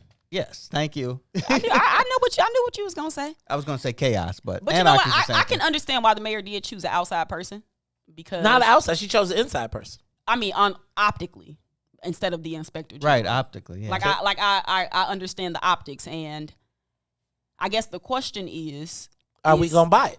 Not are we gonna buy it, but is the report that's gonna come out of this, will that be sufficient to continue to spur change and reform? No, I don't think. I will give her some points for picking a black woman. I don't think all the other mayors would have done that. Well, I mean, okay, so I think that the mayor really needed to choose a black woman for this one. So wait, there's gonna be a black woman that's gonna protect white supremacy again? She found somebody. Because wait. So not necessarily. It depends on what the outcome is. Like I'm just futuristically thinking that if this report is done with transparency, I know that's like the operative word, but if the report is done that way, the outcomes of that report could possibly spur some of those reforms that the city greatly needs. They haven't spurred the reforms. Like Laquan McDonald, if Laquan McDonald's death didn't spur the reform, what do you think is gonna happen? Like honestly, I'm saying we've seen this trick before. It did spur the reform. Lori Lightfoot was the reform, but now we see that the reform need reforming. So it just seems one of the things that somebody pointed out that Lori Lightfoot oversaw the police and before it was accountability and all the boards and everything, and she never found one cop guilty. Never. And as a prosecutor, I mean, I think she's part of the process. I mean, I think that she starts from the position that you Negroes need to be somewhere else. Be interesting. So look, y'all, when we come back, we're going to be talking to Nicole Johnson and the Black Women's Collective. They had a press conference yesterday, and they're going to tell us what's going on, what happened, and what actions Black women are taking. Shout out to my girl Helen Tyner as well with the 1,000 Black Women movement. That has the potential to be something as well. So we're going to talk to Nicole when we come back. It is the Maze Jackson Show. I'll be back with Maze and Ruthie and Todd and Lil Ron. WIFTBPM. Maze Jackson. If you could make up a social media holiday, what would it be? Randy said National Don't Let No One Put You Down Day. No one. What you gonna do? So when they say something crazy, you slap them? Be like me said. Randy said a Jukathon Day. Man, we're about 60 years old. I done had a heart attack. You gotta get your heart rate up. Okay, not that far. Yeah. All right, Mario said my favorite one. My friends and I do what we call National Call Off from Work Day. As a business owner, I don't. You don't like that, yeah? I don't like that. Because I'm the boss of this family. We got Marcus Garvey Day from Remy too. Oh, Marcus Garvey Day. All right, what will we do on Marcus Garvey Day? Call off from work. I'm going to need you to go ahead and come in tomorrow. That would be great. Okay? Yeah, right. Every black holiday has something to do with calling off from work. You're cool. I'm out. About National Join a Positive Black Organization Day, because I don't want to be recruited. I don't want to be recruited and the brothers be like, thank you. Thank you. How about National Tell White People the Truth Day? Tell them how you really feel. You can't handle the truth. Why don't we call that National Black People Get Locked Up Day? I'm going to tell them there's an African-American man threatening my life. Hello.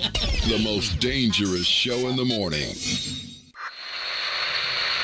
Today we learned that a Kentucky state grand jury found that the officer responsible for killing Breonna Taylor. Rulings like this one set us back and come as yet another challenge to the hard work and progress we've already made.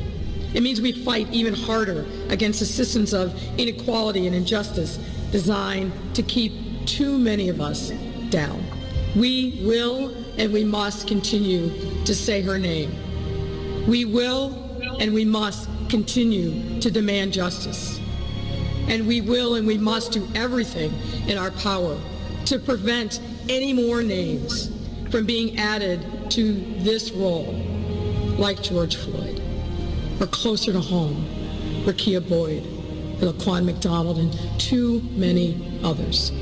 I want you to know that I support you and will do everything in my power to protect you. Regarding the CBS 2 story last night about the raid on the social worker's home, why did your administration go to court to try and prevent the body camera video from being broadcast? And why is your administration asking a federal judge to punish Miss Young for sharing video of her own home being raided? And I watched that video.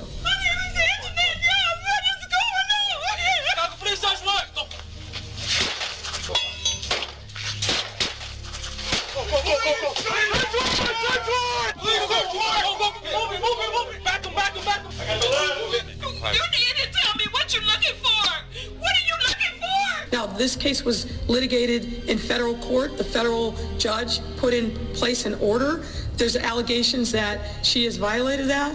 A federal judge put rules in place. It's for that judge to determine whether or not that was appropriate. I'm not going to sit here and second guess a federal judge or how the information related to that matter is handled. That's for that judge who I know and is very competent and I'm sure will be fair in assessing.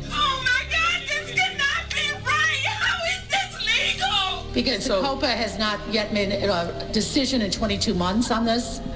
I just, look, we got to fess up and we got to clean it up. You have the wrong place! You got the wrong house! You got the wrong house! We will and we must continue to say her name.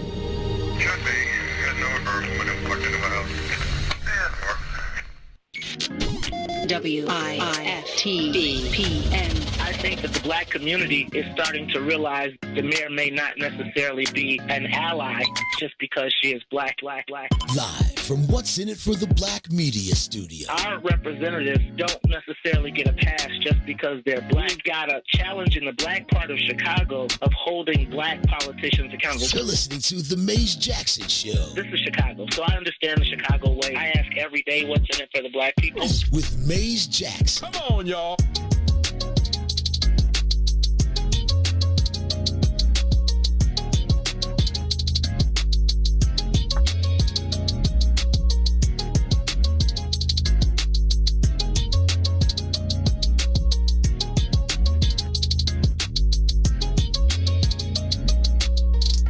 You are listening to the Maze Jackson Show. I'm your host, Maze Jackson. Got my co-host, Todd Stroger.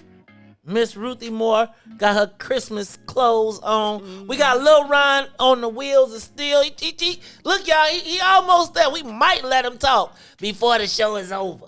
Because he trying to fly the soul plane. But let me tell y'all what we have on the live line.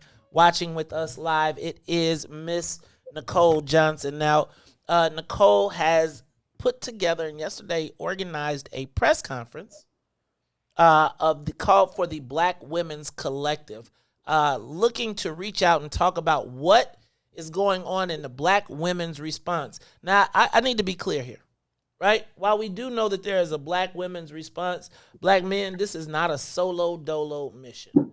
I fully expect that we should be finding our place in this to support and as well as take the lead. But let me do this. I'm going to not be the male chauvinist pig that I tend to be, and I'm going to turn the mic over to Nicole Johnson. Nicole, welcome to the Maze Jackson Show. How are you? Great day, everybody. I'm doing amazing. I'm happy to be here. Great. And you know what? Let me say, I did not realize that you had called in the other day. So I appreciate you calling in to let us know what's going on or what was going on. But after I talked to Lucretia, I was like, no, stop, hold on. We got to get her on the show, and we got to have her tell us what's going on. So, Nicole, tell us what is going on with the Black Women's Collective and what you all did yesterday. Yeah, so when I first saw the video around early last week, I had been seeing it on Twitter, and I checked it out, and for mental health reasons, I try to tend not to watch police raid videos and attacking Black people. But I was really compelled to watch this one, and I just felt it so viscerally because when I first saw it, I saw myself, I saw my mother and my sister. And I also later found out that Miss Anjanette Young is a member of my church. Ooh. And so I reached out to other Black women in the space. Some had reached out to me already, other women like Lucretia, who her and I have gotten to know and support each other over the years in the Black liberation space. I said, we have to do something about this. And so we convened a call last week. The name came to me, the Nia Collective, which is a Kwanzaa principle. And my understanding of it is just making it our business to return to our inherent greatness. And so we are having this experience of being oppressed. We already are liberated. And so it's our business to make sure that that is realized in our everyday life in the society. And so I said we need to speak out against this because not enough people are talking about it. Even yesterday during our press conference, I will say WTTW reached out, and this kind of goes to your earlier points at the top of the hour about just white media in general and Black media. We got WTTW to cover it, and then ABC came out yesterday, but they were the only, and the Daily Line, the online publication. But other than that, we didn't get a lot of support.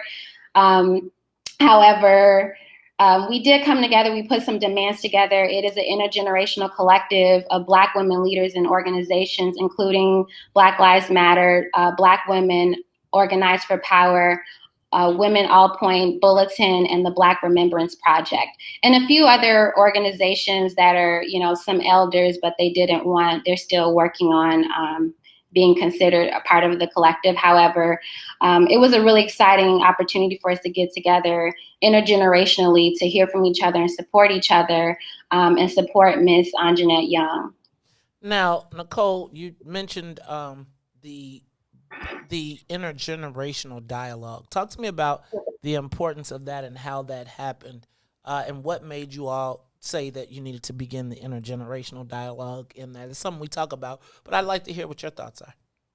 Absolutely. So we none of us have done this before, but there are some people that have seen other glimmers of how we can move forward. I personally like having elders there because they have already done the hard work. They've made so many sacrifices, and they have had the conversations, and they've put out demands, and they're quite frankly tired.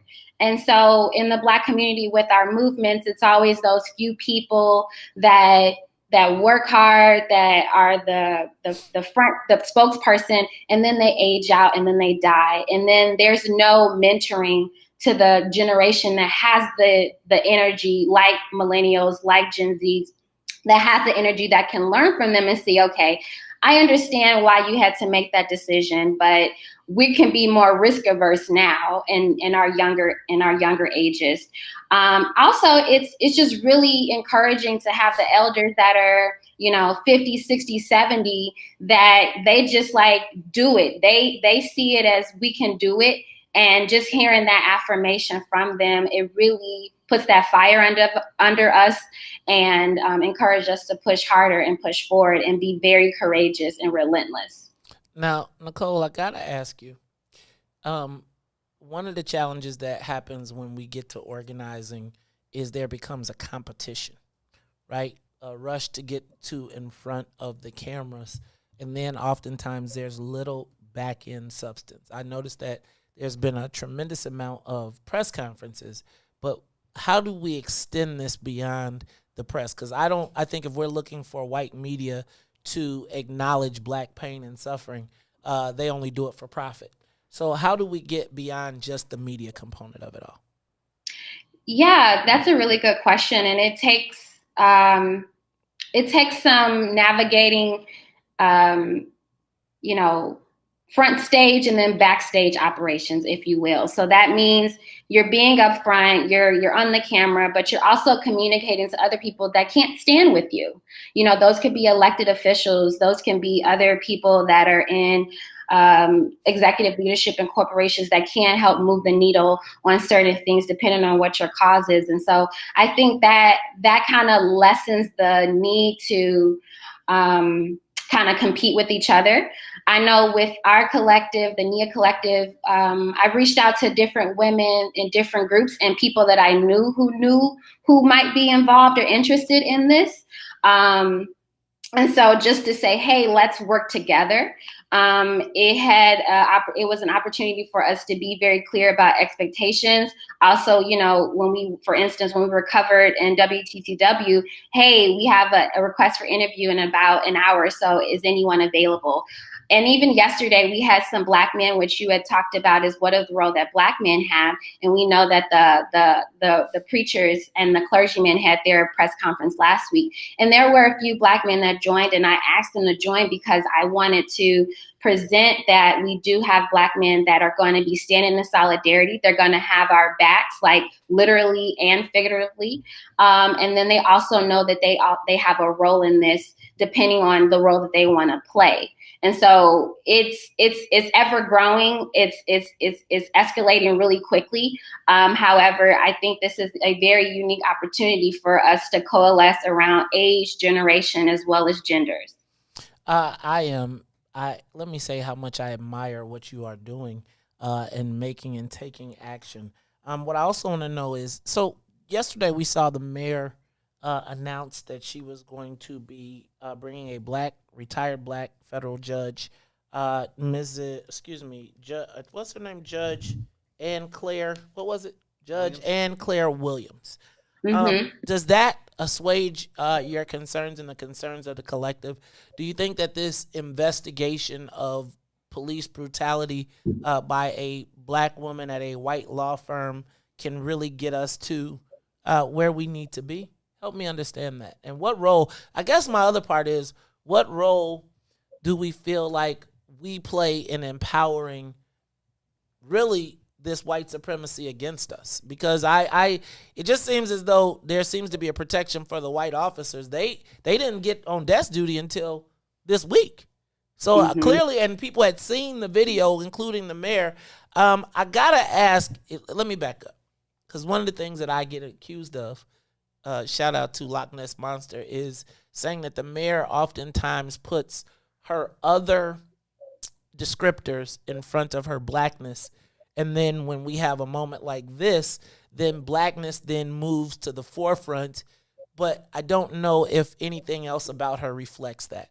I feel a certain way about her as a Black woman, right? At the forefront of this, not because of her other descriptors, but because of how we seem to be a shield. The blackness seems to be a shield for when she screws up.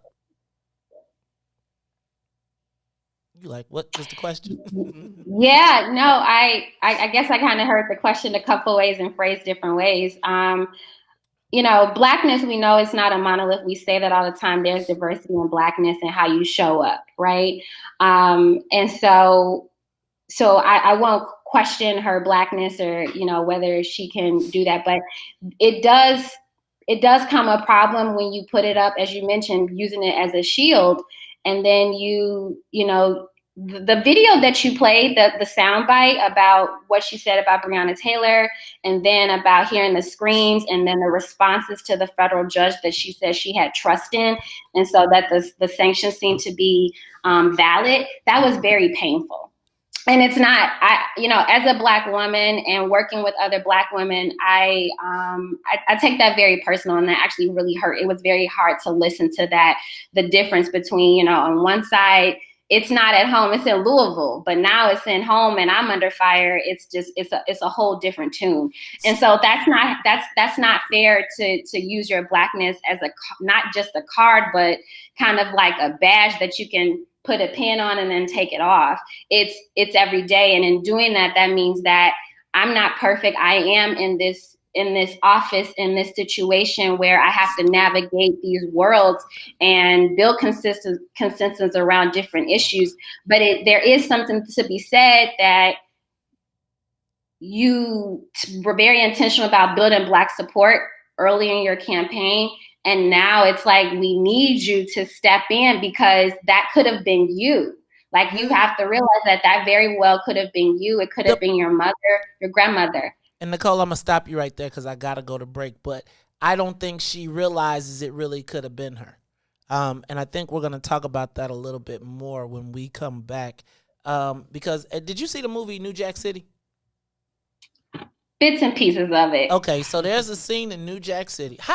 You young people, dagnabbit, y'all gotta get y'all movie weight up. But in New Jack City, there was a scene where Nino Brown was at a wedding and there was a shootout, and he picks up the little Black girl, and everybody's thinking he's going to save her, but realistically, he's using her as a bulletproof shield to get to save himself. I feel like that's what the mayor does, but let's do this. I'm going to take a quick break, and you make sure you tune in on this break and listen to what we're going to play, and we'll be right back. WIFTBPM. Today we learned that a Kentucky state grand jury found that the officer responsible for killing Breonna Taylor. Rulings like this one set us back and come as yet another challenge to the hard work and progress we've already made. It means we fight even harder against the systems of inequality and injustice designed to keep too many of us down. We will and we must continue to say her name. We will and we must continue to demand justice. And we will and we must do everything in our power to prevent any more names from being added to this role, like George Floyd, or closer to home, Rekia Boyd, and Laquan McDonald, and too many others. I want you to know that I support you and will do everything in my power to protect you. Regarding the CBS 2 story last night about the raid on the social worker's home, why did your administration go to court to try and prevent the body camera video from being broadcast? And why is your administration asking a federal judge to punish Miss Young for sharing video of her own home being raided? And I watched that video.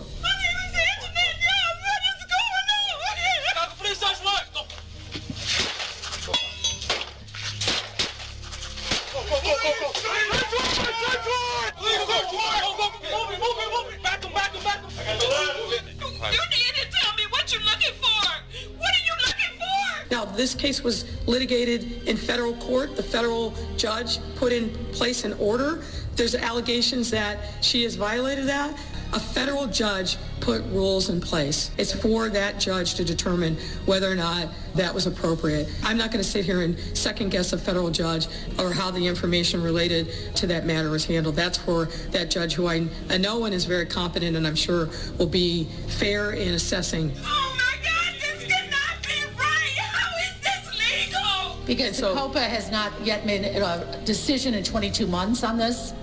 I just, look, we got to fess up and we got to clean it up. You have the wrong place. You got the wrong house. You got the wrong house. We will and we must continue to say her name.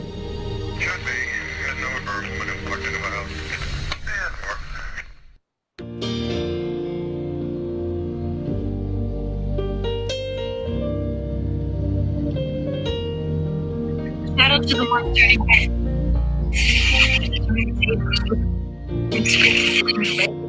Shout out to you.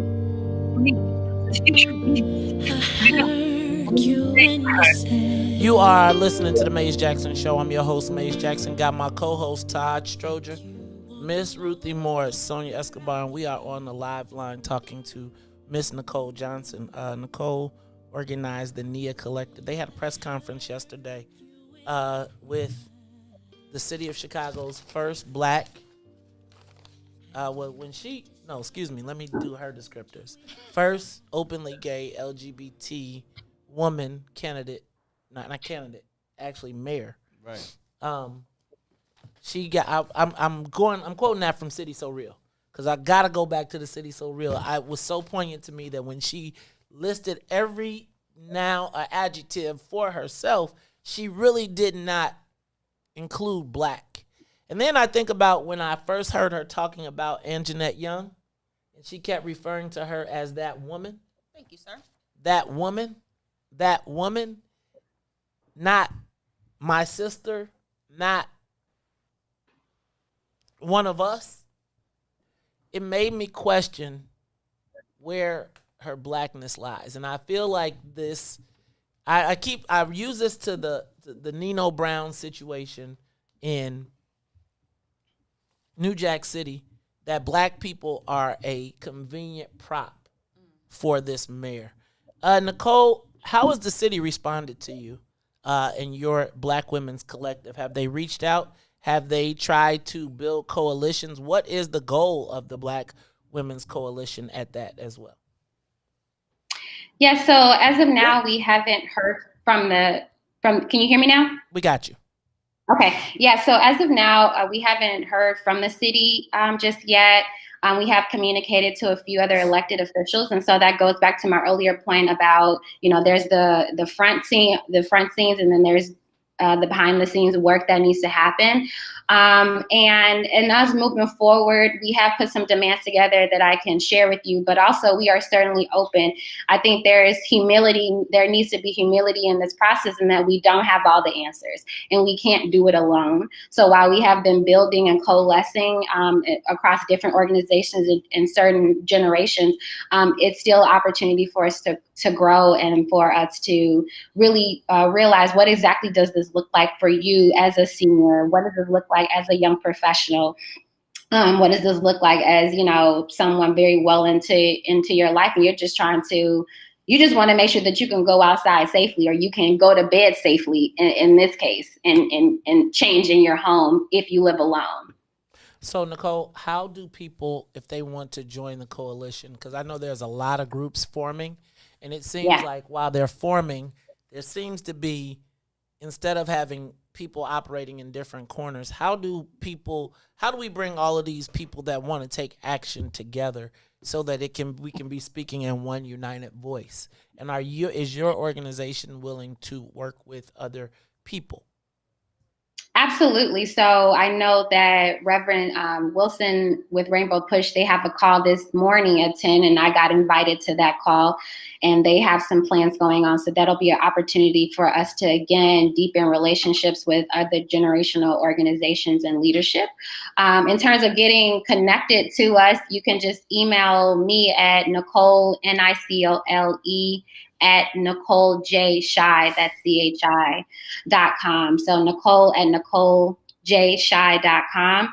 And so as a team, we'll move together and determine, as we put together the demands, and then how we're going to go about executing those, and what are other ways that we can realize what liberation looks like for Black people here in the city of Chicago.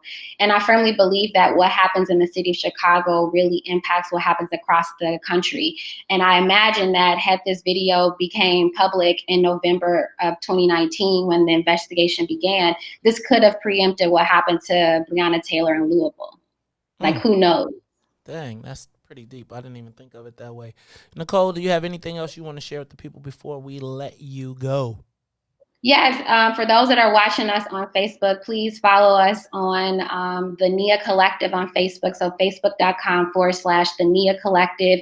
Again, email me at Nicole at NicoleJShy.com if you want to collaborate with us.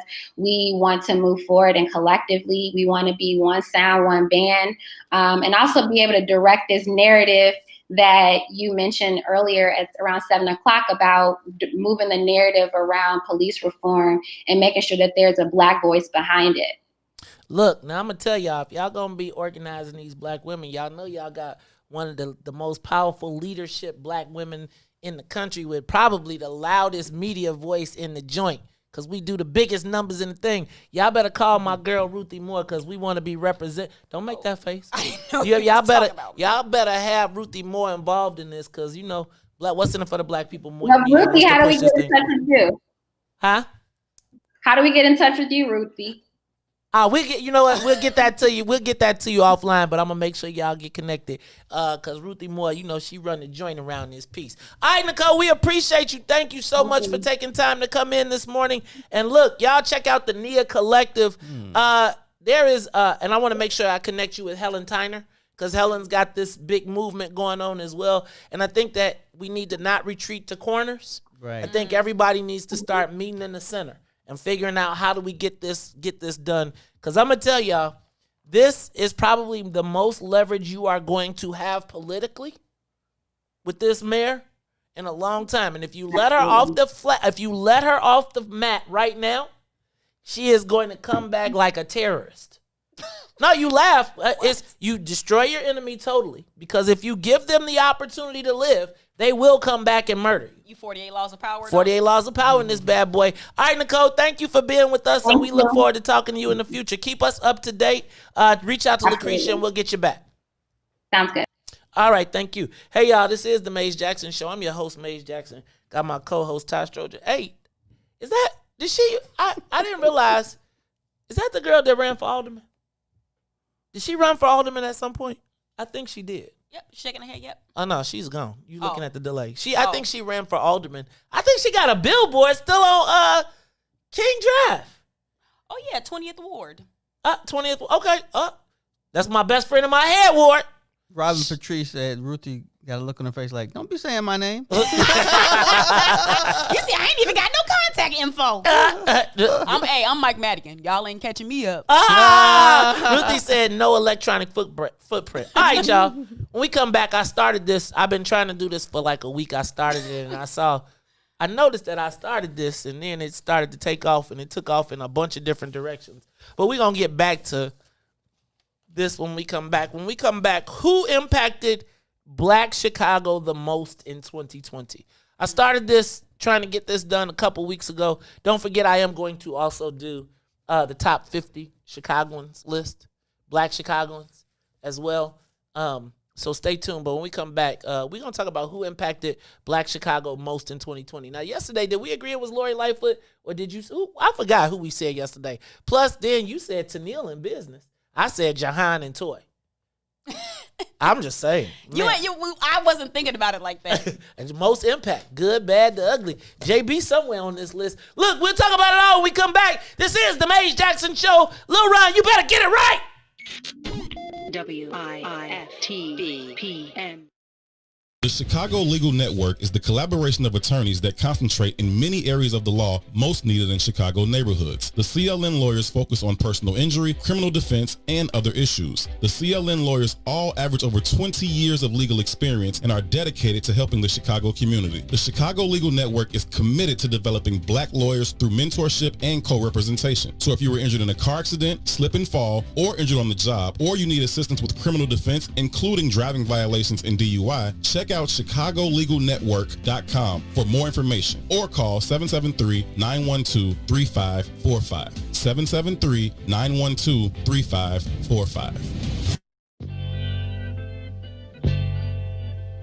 Hey, you want to hear something that is sight? You know what I found you last night. Just when Mama turned out the light. I went in the living room to see what the noise that woke up me. And I saw him by the Christmas tree.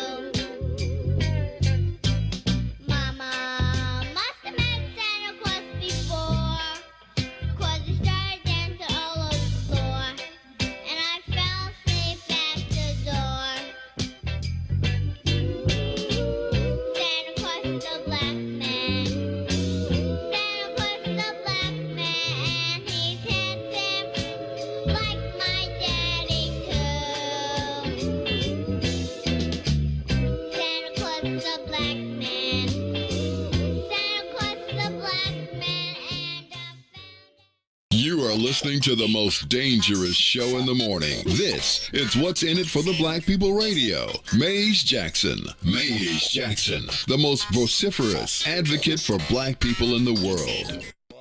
For Ruthie Moore, for Todd Stroger, I am the host of the Maze Jackson Show, asking every single day, what's in it for the black people? And if you don't like it, you can still tell them Maze said, Mayor Lightfoot, man, we ain't accepting that. We ain't accepting that. Let's go. Yeah. Let's get down to business and go ahead and address the facts, man. Lightfoot seems more lesbian than black. Rahm Emanuel's another case. He was just as tired. 50 closed schools left much to be desired. Police had Anjanette naked on that body cam. They suppressed the footage so it couldn't touch a lot of hands. Reminds me of that 16 shots in that cover-up. Both of them similar, so I went and dug it up. George Floyd killed, a lot of riots happened in the town. Southside burned and they wouldn't let them bridges down. Grandmother sick, need a prescription and plus a couple groceries. You gon' have to travel just to get it now. COVID-19 out here shutting all the business down. Not enough SBA loans to even give around. So many failed businesses that you could put them in the pile. If you don't survive the pandemic, it's gonna sit you down. We sing, dance, play ball, entertain, and crack jokes. Government infested black neighborhoods with crack smoke. System that milked us so bad, we got lactose. Still trying to find out what's in it for us black folks. We sing, dance, play ball, entertain, and crack jokes. Government infested black neighborhoods with crack smoke. System that milked us so bad, we got lactose. Still trying to find out what's in it for us black folks. Shout out to Willie Wilson, hope one day you get to send it. We need some different players in the game to handle business. Too many shady characters like Madigan and Blago. But when you really break it down, it's typical Chicago. City full of gangsters, it's what the land was built on. Same streets with hood legends, DNA get spilled on. Carjackers out here lurking, trying to get they steal on. Looking for a block to put them Hellcat wheels on. Let us give bogus appraisals a red line. Car crackers out here getting minimal fair time. And I'm concealed carry, I stay with the pipe. But Illinois gun laws giving minimal rights. Stay up on the swivel, make sure I'm moving tight. Check all of my mirrors when I pull up to the light. Pick my homie up from out of town, man, he caught a flight. He was hella nervous, told him, shorty, this is a way of life. We sing, dance, play ball, entertain, and crack jokes. Government infested black neighborhoods with crack smoke. System that milked us so bad, we got lactose. Still trying to find out what's in it for us black folks. We sing, dance, play ball, entertain, and crack jokes. Government infested black neighborhoods with crack smoke. System that milked us so bad, we got lactose. Still trying to find out what's in it for us black folks. You are listening to the Maze Jackson Show. I'm your host, Maze Jackson. Got my co-host, Todd Stroger, Miss Ruthie Moore. Sonia Escobar is on the plane. She ain't on the plane.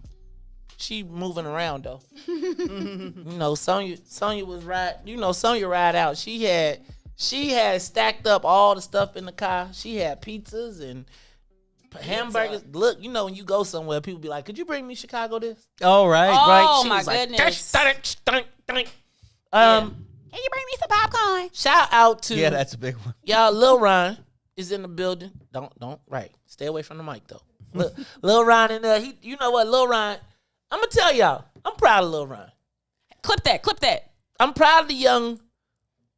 Let me tell you. I think we got a bunch of young millennials who don't know how to operate in the world of us Gen Xers and Gen Yers and those of us that we came up a different way. And so sometimes I think that young people misinterpret our abuse as abuse, and it's really love, right? It's really like there's not a lot of people that I would tell you. I'm telling y'all, just because you walk 10 miles to school don't mean everybody else got to. I'm not suggesting that I'm doing remote. I'm online with mine. You be online with yours, but what will never change is the need to do hard work in the pursuit of success. I agree with you, Maze, but I think that you can also find ways to work smarter and not harder. And there's nothing wrong with that. And we got to bridge the gap between those two things. I think that oftentimes in our mind, and this is, I'm going to come to that, but oftentimes in our mind, black people equate hard work with labor, physical labor. I would tell you that hard work that's because we've been limited in our access. Yes. Hard work is studying your craft. You can work smarter, but it doesn't change what you put in. So like I'm gonna say like this: every day the cameras get smarter. Every day the equipment gets smarter. Everything, it makes it less difficult for me to focus the camera. But it doesn't change the fact that now my dedication, my work ethic to continue to move forward doesn't stop. So now that I got this smart thing done, then I'm like, okay, well, what do we do to make it better? And so I get to this whole point really because Ruthie, who is a millennial, referred us Lil Ron, who is a millennial. And y'all know I got a lot of bad stuff to say about millennials. But I will tell you that when I look up and I say, who can I rely on or who can I depend on and who has demonstrated that, both of our millennials have done that. And so I want to give, Lil Ron catches a lot of hell around here. Really, you catch a lot of hell around here because we like you. If we didn't like you, I wouldn't even talk to you. I think if we didn't like you, I'm saying Herb and Two wouldn't talk to you. And I think that the reason that we put so much drama on you is because we got expectations of greatness for you. He's right. I've seen Maze. He just walk right by you, and he'd be like, okay, eventually you're going to be gone, and I don't have to even walk by you anymore. I disagree with that. I disagree with that because I mean if he didn't like you. Yeah. Oh, no, if I don't like you, I just don't like you, and I'm not even going to pretend. But I also feel like it's part of our job and our duty to prepare you for these white folks when you leave up out of here. If you have to leave up out of here. Ideally, we want to be so big that you ain't never got to go, that we have our own place. But well, I look at it this way. There's white people all over the world. Eventually, you're going to have to run into them. So be prepared. Yeah. And they're not going to always give you a hug and a kiss. But we are proud of you, Lil Ron. Thank you for being here, and thank you for always answering the call. And Ruthie, you a halfway decent talent scout. I try to pride myself on doing right by my people. And I'm going to tell you, Ruthie is the pro-black man guy.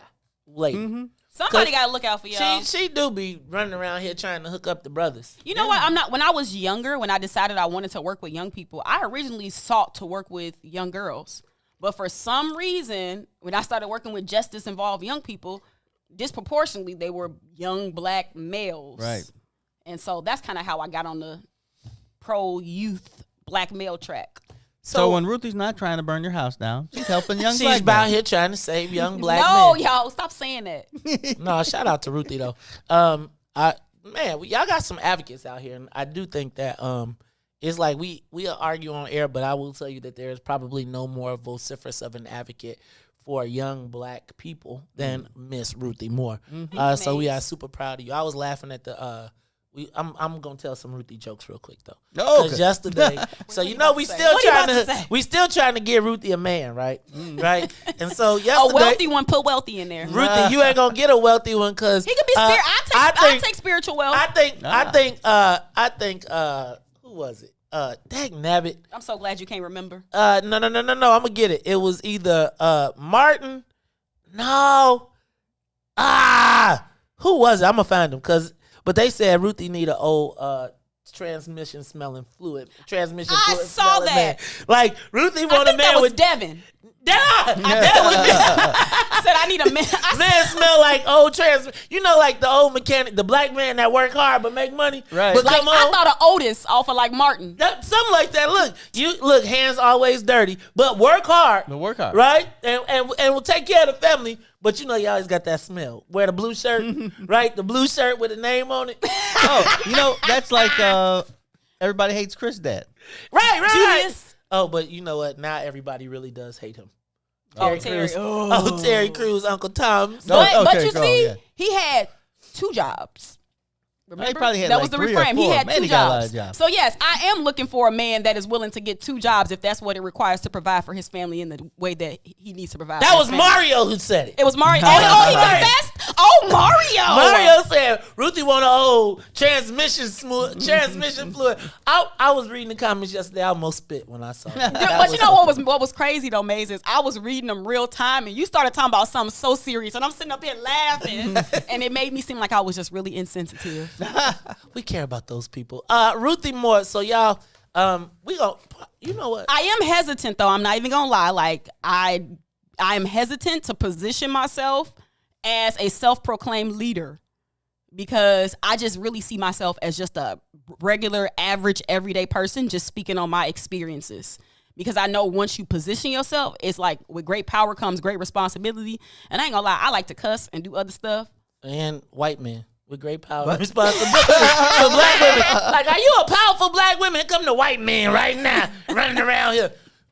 No, I'm going to tell you, though, I do think, Ruthie, you are a leader. A lot of times people are reluctant to be leaders, and it is thrust upon them. And what I find what I see for your future is that it will be thrust upon you, not the man. The leadership. Both. Look, she like, I say both. Thrust. I'm sorry, let me stop. Show's gonna be censored. Beep. No, we ain't talking about Lori Lightfoot, so we can talk. I mean, you know. Oh my goodness, right? Nah, look. You know what's funny? I had this joke and I was like, I couldn't really craft it. But you know how like you can like Shazam a song? Right. I think they Shazam the mayor's voice for this show. And they hear, they like, oh, shut it down. Block it. Stop them from talking. All right, y'all. Whew, it's almost Christmas. We got to work tomorrow? I didn't know. Yes. And you got to wear pajamas. This was my last Christmas outfit. That's why you got pajamas They said it's tomorrow. the last one. This was my last one. This is mine too. But hold on. I literally like put this together, courtesy of the Carrie K. Steele collection. But I put this together thinking this was my last outfit. Like I was going for my Mrs. Claus look. Not well. Miss Black Claus. So tomorrow we wearing pajamas. We's Christmas pajamas. Can I put a bonnet on? Hey, we only for your Christmas pajamas. You ain't even got no damn bonnet. For the culture, I might wear a bonnet. For the Ruthie got a kente cloth bonnet. Okay. Sleeping with knowledge, my brother. Amen. My brother, yes, do not. Well, yesterday we watched your favorite person, Mariah Carey's song. Hey! She was running around in red and white the whole thing. See if you can find one of those. Who cares about Mariah Carey? She had some kind of. I'll really be out here fishing with that on. That's what I call it, fishing. Who is Mariah Carey? Oh, come on, man. I don't know what you're talking about. Right. I don't know who she is. What do you mean? After I saw the video, I was like, oh, yeah, I remember that. What? No Mariah Carey. Don't nobody know nothing about no damn Mariah Carey.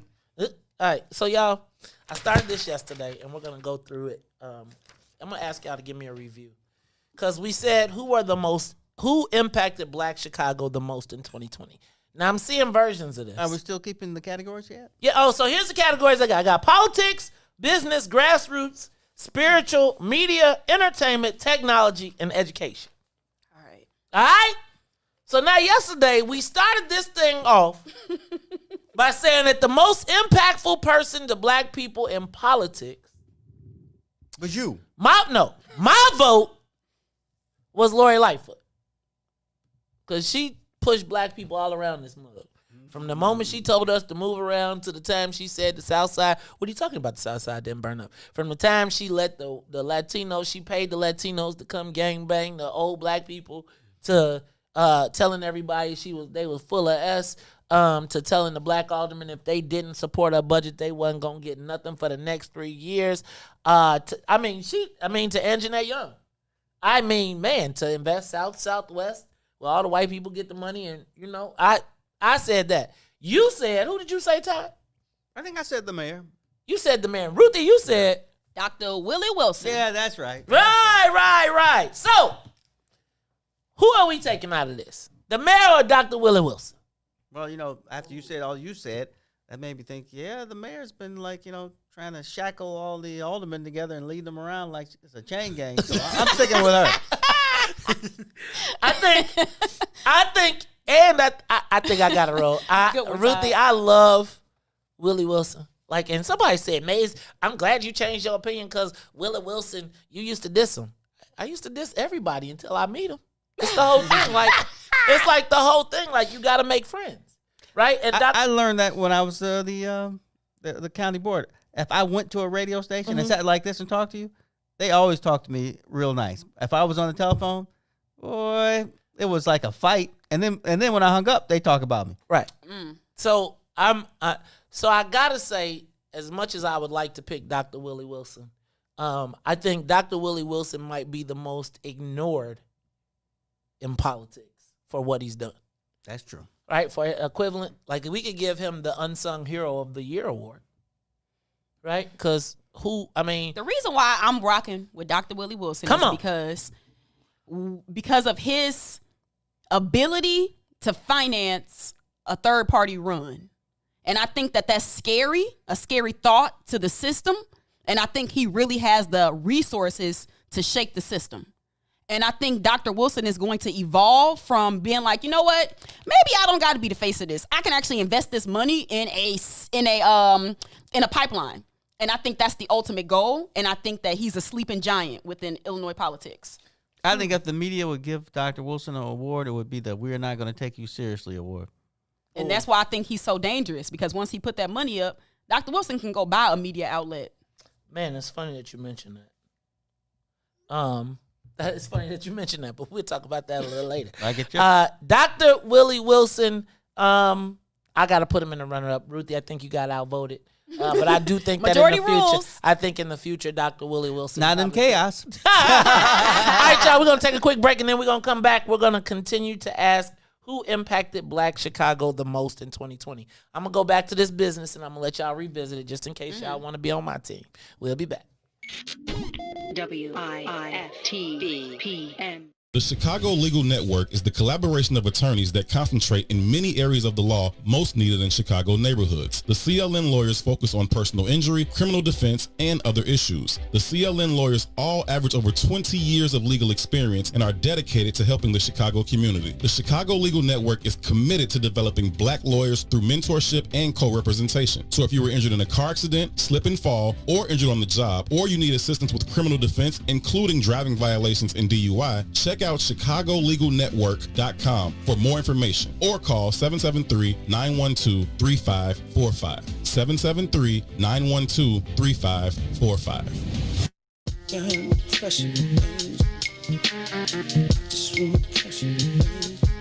Yeah, man. Ideas, man. You don't have to find me. I'm walking right behind you. It's so clear to see that you want to be free. You are listening to the Maze Jackson Show. I'm your host, Maze Jackson. Got my co-host, Todd Stroger. Todd, Ruthie, we're going to continue to go through the who impacted Black Chicago this year. But before I do that, I'm going to go to the live line because Bettina has been holding on. Bettina, you on the Maze Jackson Show. What's going on, sister? Bettina? Hola. Is she gone? She was like, y'all forgot about me. Y'all got me out here. Oh, and also, we want y'all to call us in on the Chicagoans who impacted Black Chicago the most. Give us a call, 872-259-7474, 872-259-74. All right, I said this one on business. I just want to revisit it one more time. Who had the most impact on Black business in Chicago? Ruthie Moore said Tennille Jackson. Shout out to Tennille. And ordinarily, I would vote for my sister. But she said she didn't want to be on my list. She said she would be on Ruthie's list, but she don't want to be on the Maze Jackson most impactful list. So, Ruthie, you sticking with Tennille? If Tennille listed out all the touch points she got with some of y'all favorite Black businesses, y'all would be probably shocked. I can concur with that. Y'all just don't know about it. I can really concur with that. Because you know, right?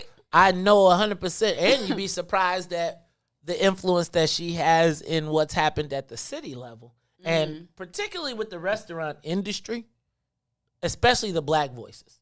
Plus, if you knew how many Black people she employed, trained, and had to suffer through to get them to an employment state of readiness, if you talk about how many businesses, how she's expanded the brands, I could see that. Plus, I just need to tell y'all that we had this big old advertising agency call where I'm talking about how great I put up numbers, like stupid numbers, everything. And they were like, but that minding our own Black business show. I was like, now I got 3 million. But yeah, about that minding our Black owned business show. Mm-hmm. Okay, so Ruthie, you got Tennille. Going with Tennille.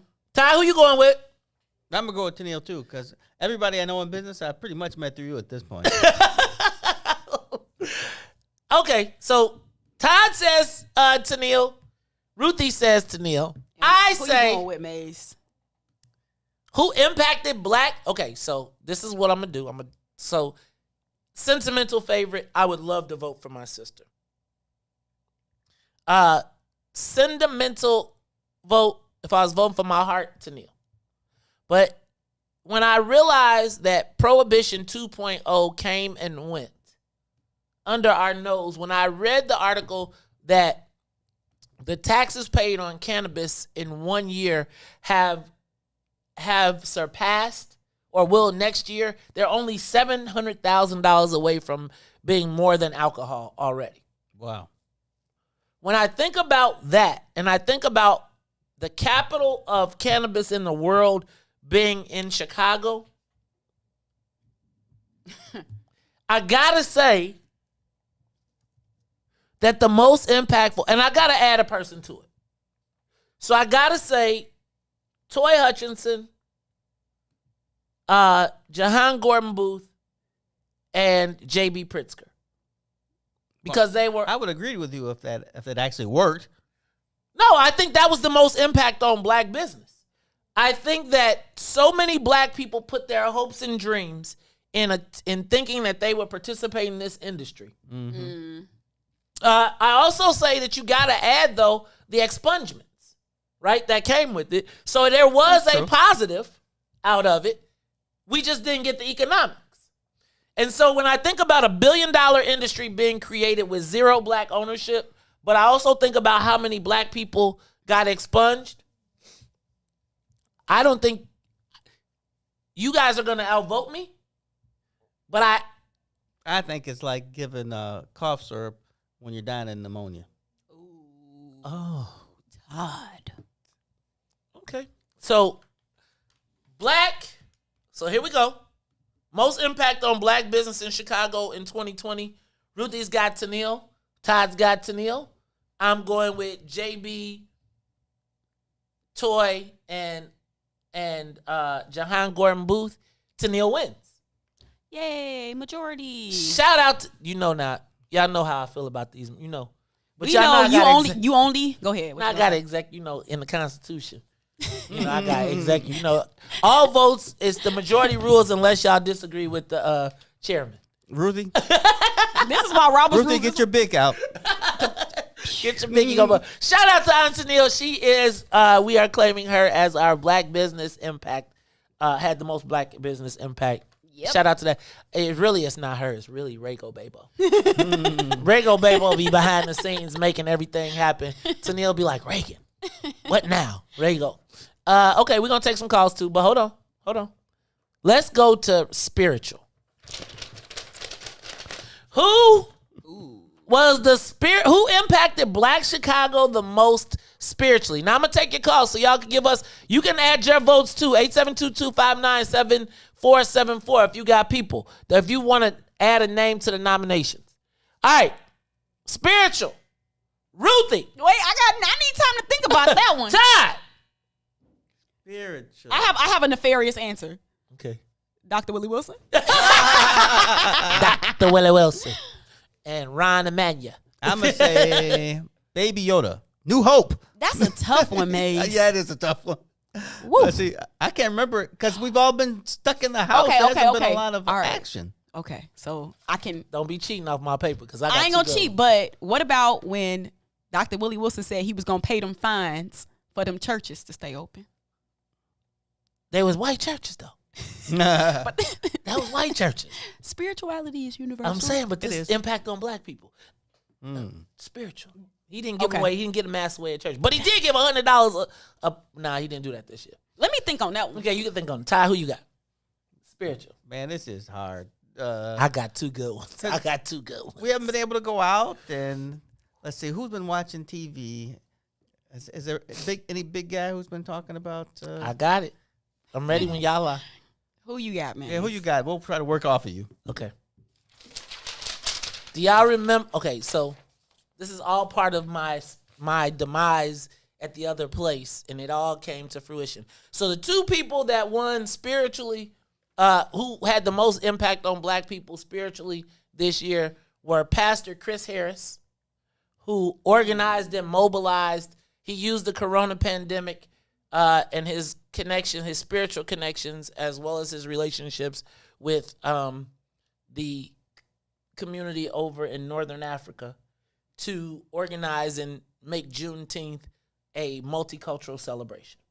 I remember that. Remember that? They had the Juneteenth march, and all the white people was down in the midst of everything, and it was led by, the mayor gave it to Pastor Chris Harris to lead the Juneteenth, even though she shut everything else down. Remember? So I got to go there. And then I got two. And then I got to say Pastor Otis Moss, right?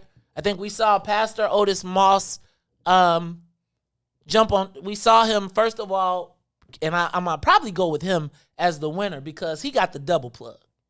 Remember during the pandemic when they got the Juneteenth and then the city decided they were going to hold church and Pastor Moss became the church that everybody watched that day? Was it Easter? Remember when Easter came and the city, it was the archdiocese had a day, and then the city kind of said, because they didn't want black people going to church, and then Pastor Moss, because it was like Willie Wilson was still getting people to go to church, blah, blah, blah, and then the city pulled out Pastor Moss, and he was, remember he did the Easter Sunday service?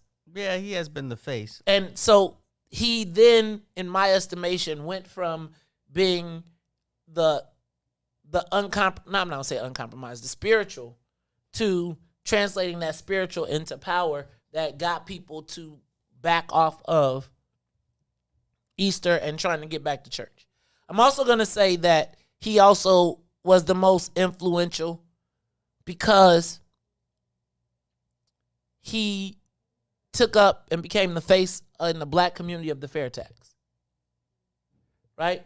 He was J.B. Pritzker in the mayor's and the governor's office tapped him to cut the radio spots and the TV spots. And if you think about it, Pastor Moss was on TV.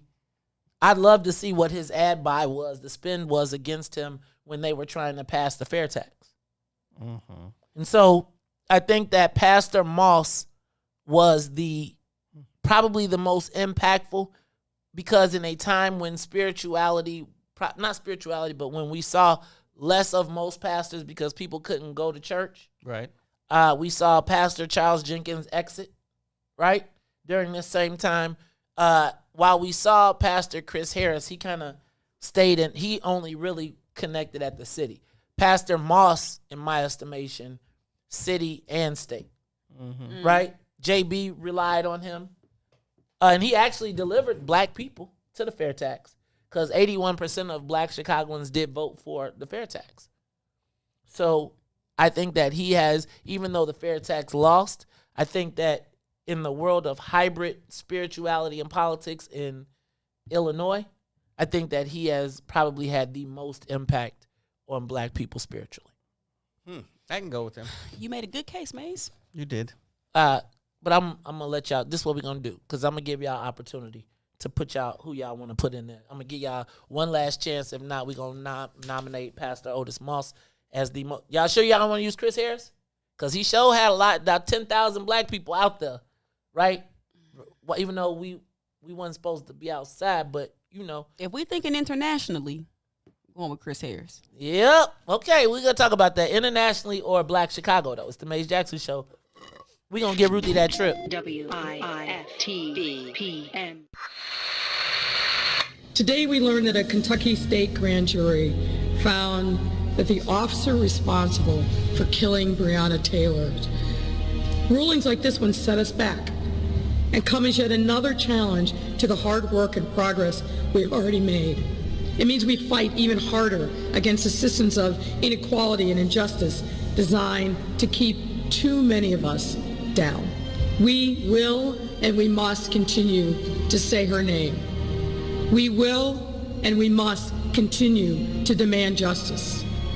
And we will and we must do everything in our power to prevent any more names from being added to this roll, like George Floyd, or closer to home, Rekia Boyd, and Laquan McDonald, and too many others. I want you to know that I support you and will do everything in my power to protect you. Regarding the CBS 2 story last night about the raid on the social worker's home, why did your administration go to court to try and prevent the body camera video from being broadcast? And why is your administration asking a federal judge to punish Miss Young for sharing video of her own home being raided? And I watched that video.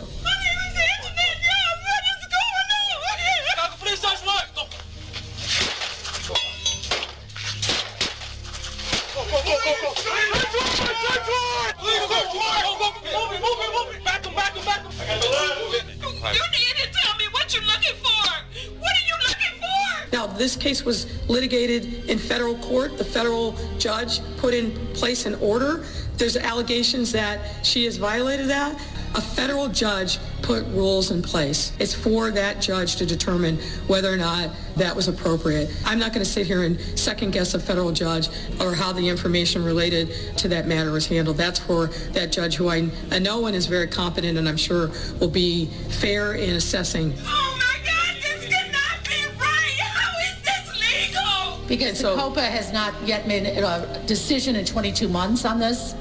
I just, look, we got to fess up and we got to clean it up. You have the wrong place! You got the wrong house! You got the wrong house! We will and we must continue to say her name.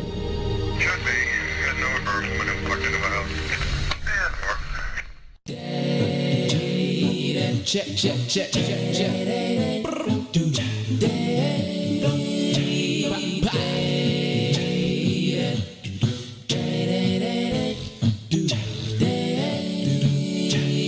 Oh, please, don't you rock my boat, 'cause I don't want my boat to be right. Oh, please, don't you rock my boat. Oh, no, no, 'cause I don't want my boat to be right. I'm telling you just, oh, whoa, whoa, whoa. I like it like this. So keep this just like this. And you should know by now. I like it.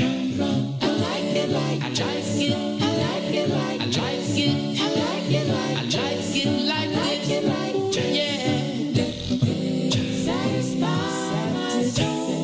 By my soul. Oh yeah. By my soul. Every little action there's a reaction. Oh, can't you see what you've done for me? You are listening to the Maze Jackson Show. I'm your host, Maze Jackson. Got my co-host, Todd Stroger. Miss Ruthie Moore. Sonia Escobar is not here because Lil Ron is running the joint. That's why the music was so loud. It's all right, though. We're going to get him. All right, y'all. We are asking for who are the people that impacted Black Chicagoans the most this year. So we did politics. I think we agreed Lori Lightfoot. I think we also did business. We said Aunt Tennille. We did spiritual. I said Pastor Otis Moss.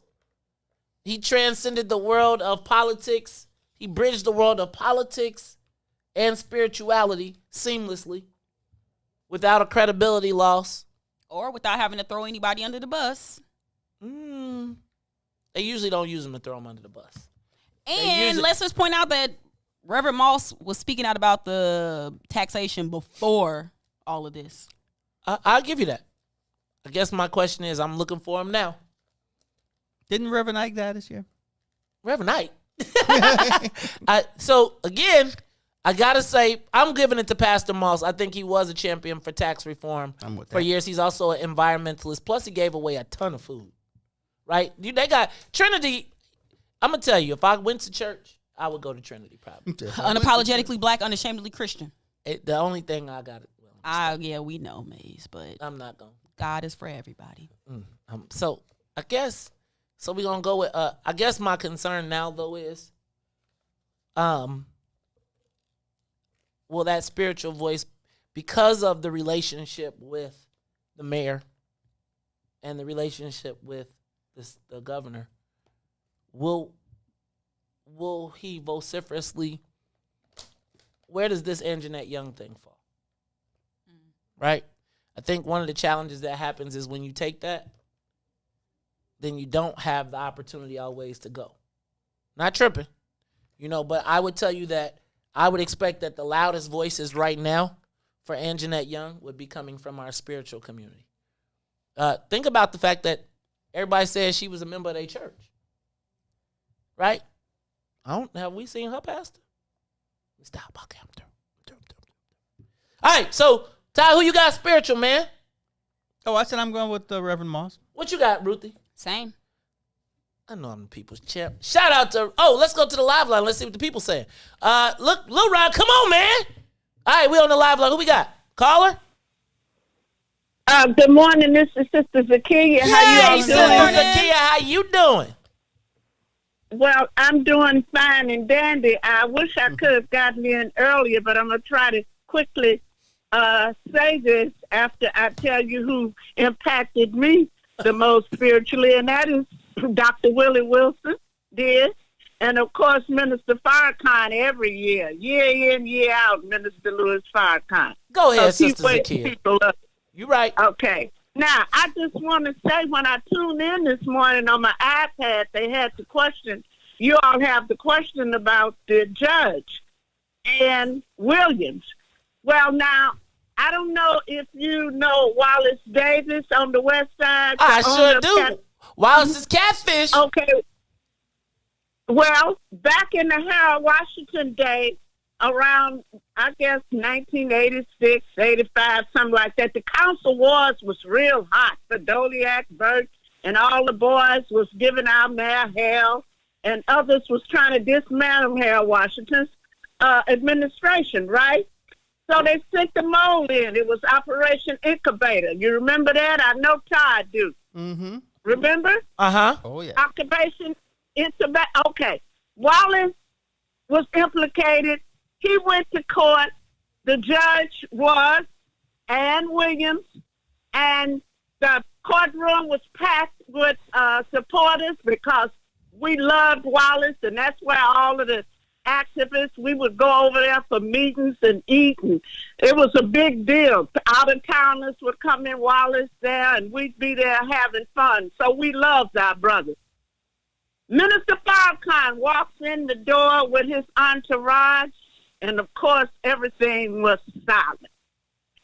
When Judge Ann Williams went to talk to the jury when it was time for them to go into the deliberations, she told the jury, whatever you feel about that person that just walked into this courtroom, weigh that in your decision when you make your verdict. Wait. So Minister Farrakhan came to Wallace Davis's hearing, and this judge that Mary Lori Lightfoot appointed said, knowing that people would. Now, what was the makeup of the jury? Let me ask that first. Was it black people on the jury? Or was it white people? Well, I was trying to get around to that. She knew that there were some Jewish people there in the jury. You got to talk to Wallace Davis about this, because, see, I wasn't in the courtroom. But Wallace told me that this happened, and I believe him, and others talked about this. But there were Jewish people in the jury, and she turned to them and said whatever, because see, during that time, they were really hot on Minister Farrakhan to be anti-Semitic. Everywhere he went, he was anti-Semitic. So she looked at the jury, and she told them, whatever you feel about the person that just walked in this courtroom, weigh that in your decision when you make your verdict. Wallace Davis got 4 years in prison, okay? Now, I don't trust this woman for that. Oh, and later on, Lori Lightfoot was the prosecutor. She sent former Alderman Virgil Jones of the 15th Ward. She sent him to prison, and he went to his grave talking about how she lied and fabricated through his case. So I don't know about women sending black men to prison with a bunch of lies being told. You gotta talk to Wallace Davis, because there's some more to this that you really need to hear. You understand what I'm saying? Yes. All right. Thank you, Sister Zakia, for that history. I don't know about this Ann Williams. That's why I answered the poll, do I trust her or whatever, as I answered no, because she's part of the system. Reagan appointed her as a federal judge. So people that's hooked up with this wicked system, I don't trust them. Well, I'm gonna tell you. Thank you, thank you, Sister Zakia. Thank you. So I got another call, but I'm gonna come. You're welcome. Thank you. You're Stop welcome. her. All right, hold on. I want somebody sent me from the United States Court of Appeals, the Seventh Circuit, the disciplinary charges against Mayor Lori Lightfoot. And hold on one second. All this thing. Wait, I want to read it to you because it talks about how Mayor Lori Lightfoot had, when she was a prosecutor, a record of concealing and covering up. And it made me really think a lot. When I come back, I'm going to talk about this. But I also want to know who are the most influential Chicagoans of the year. Oh, yeah, we got to finish that. Yeah. So who's on the line? Let's go to the line. Who's that?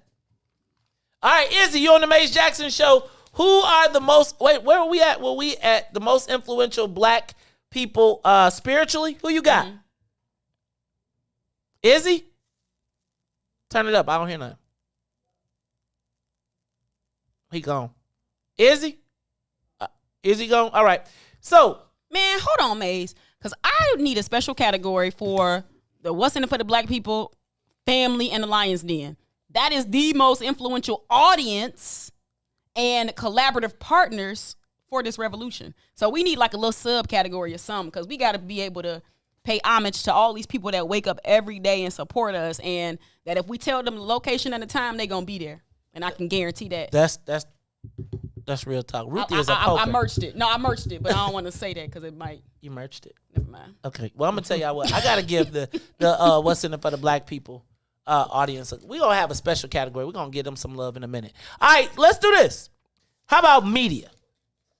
Who was the most influential? Who had the most impact on Black Chicago in the media space this year?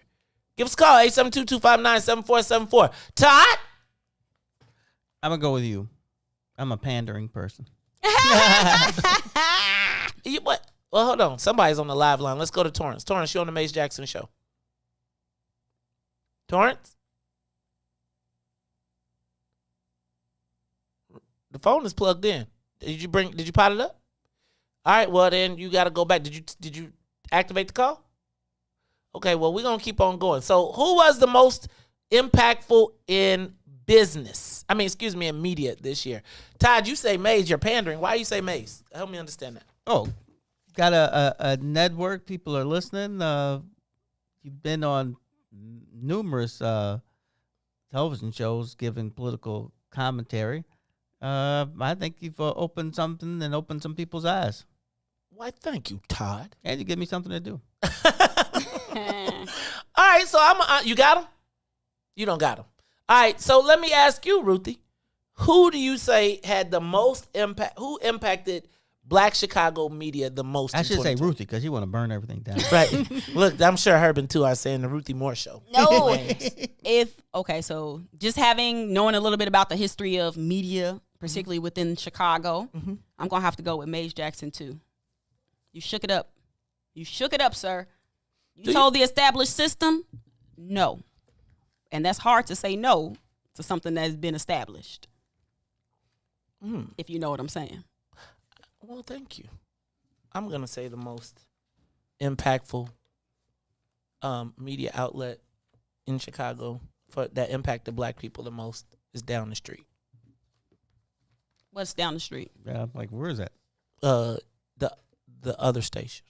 Oh. I'm going to say that's the most impact. So here's why I would say that. I got to say that would be the most impactful station because realistically, perception-wise, it still is the most of the Black media outlets, the Black legacy media outlets, they're really the last one standing. There is no Defender.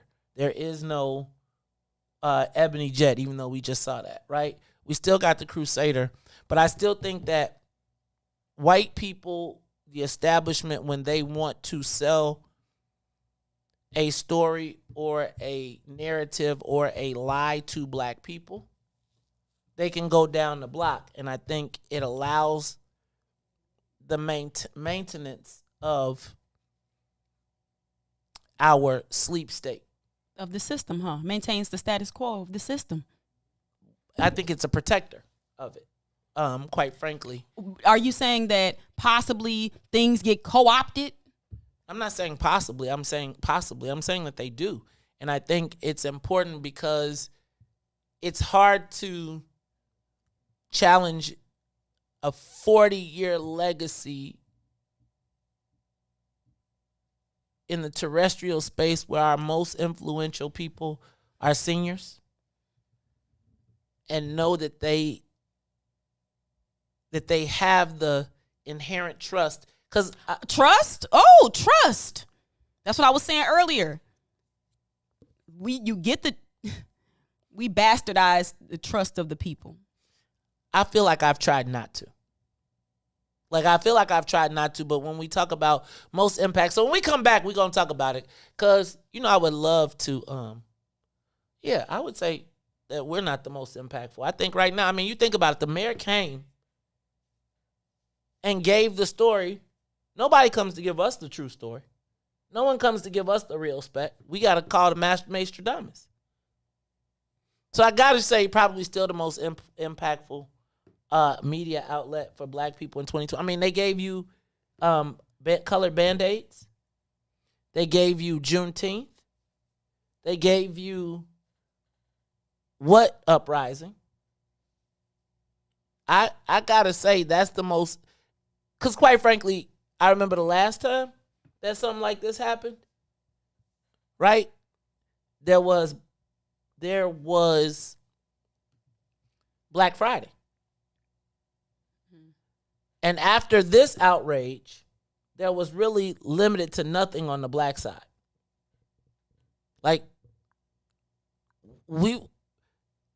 I would say that the black outrage was quelled. And I think that, quite frankly, it even is saving the mayor and in Chicago right now. Because if there wasn't this narrative, I think people would be way more outraged. I think we're right now, I happen to listen, and they selling that it's the alderman's fault. It's pretty crazy. It's the Maze Jackson Show. I think that we'll be back. WIFTBPM.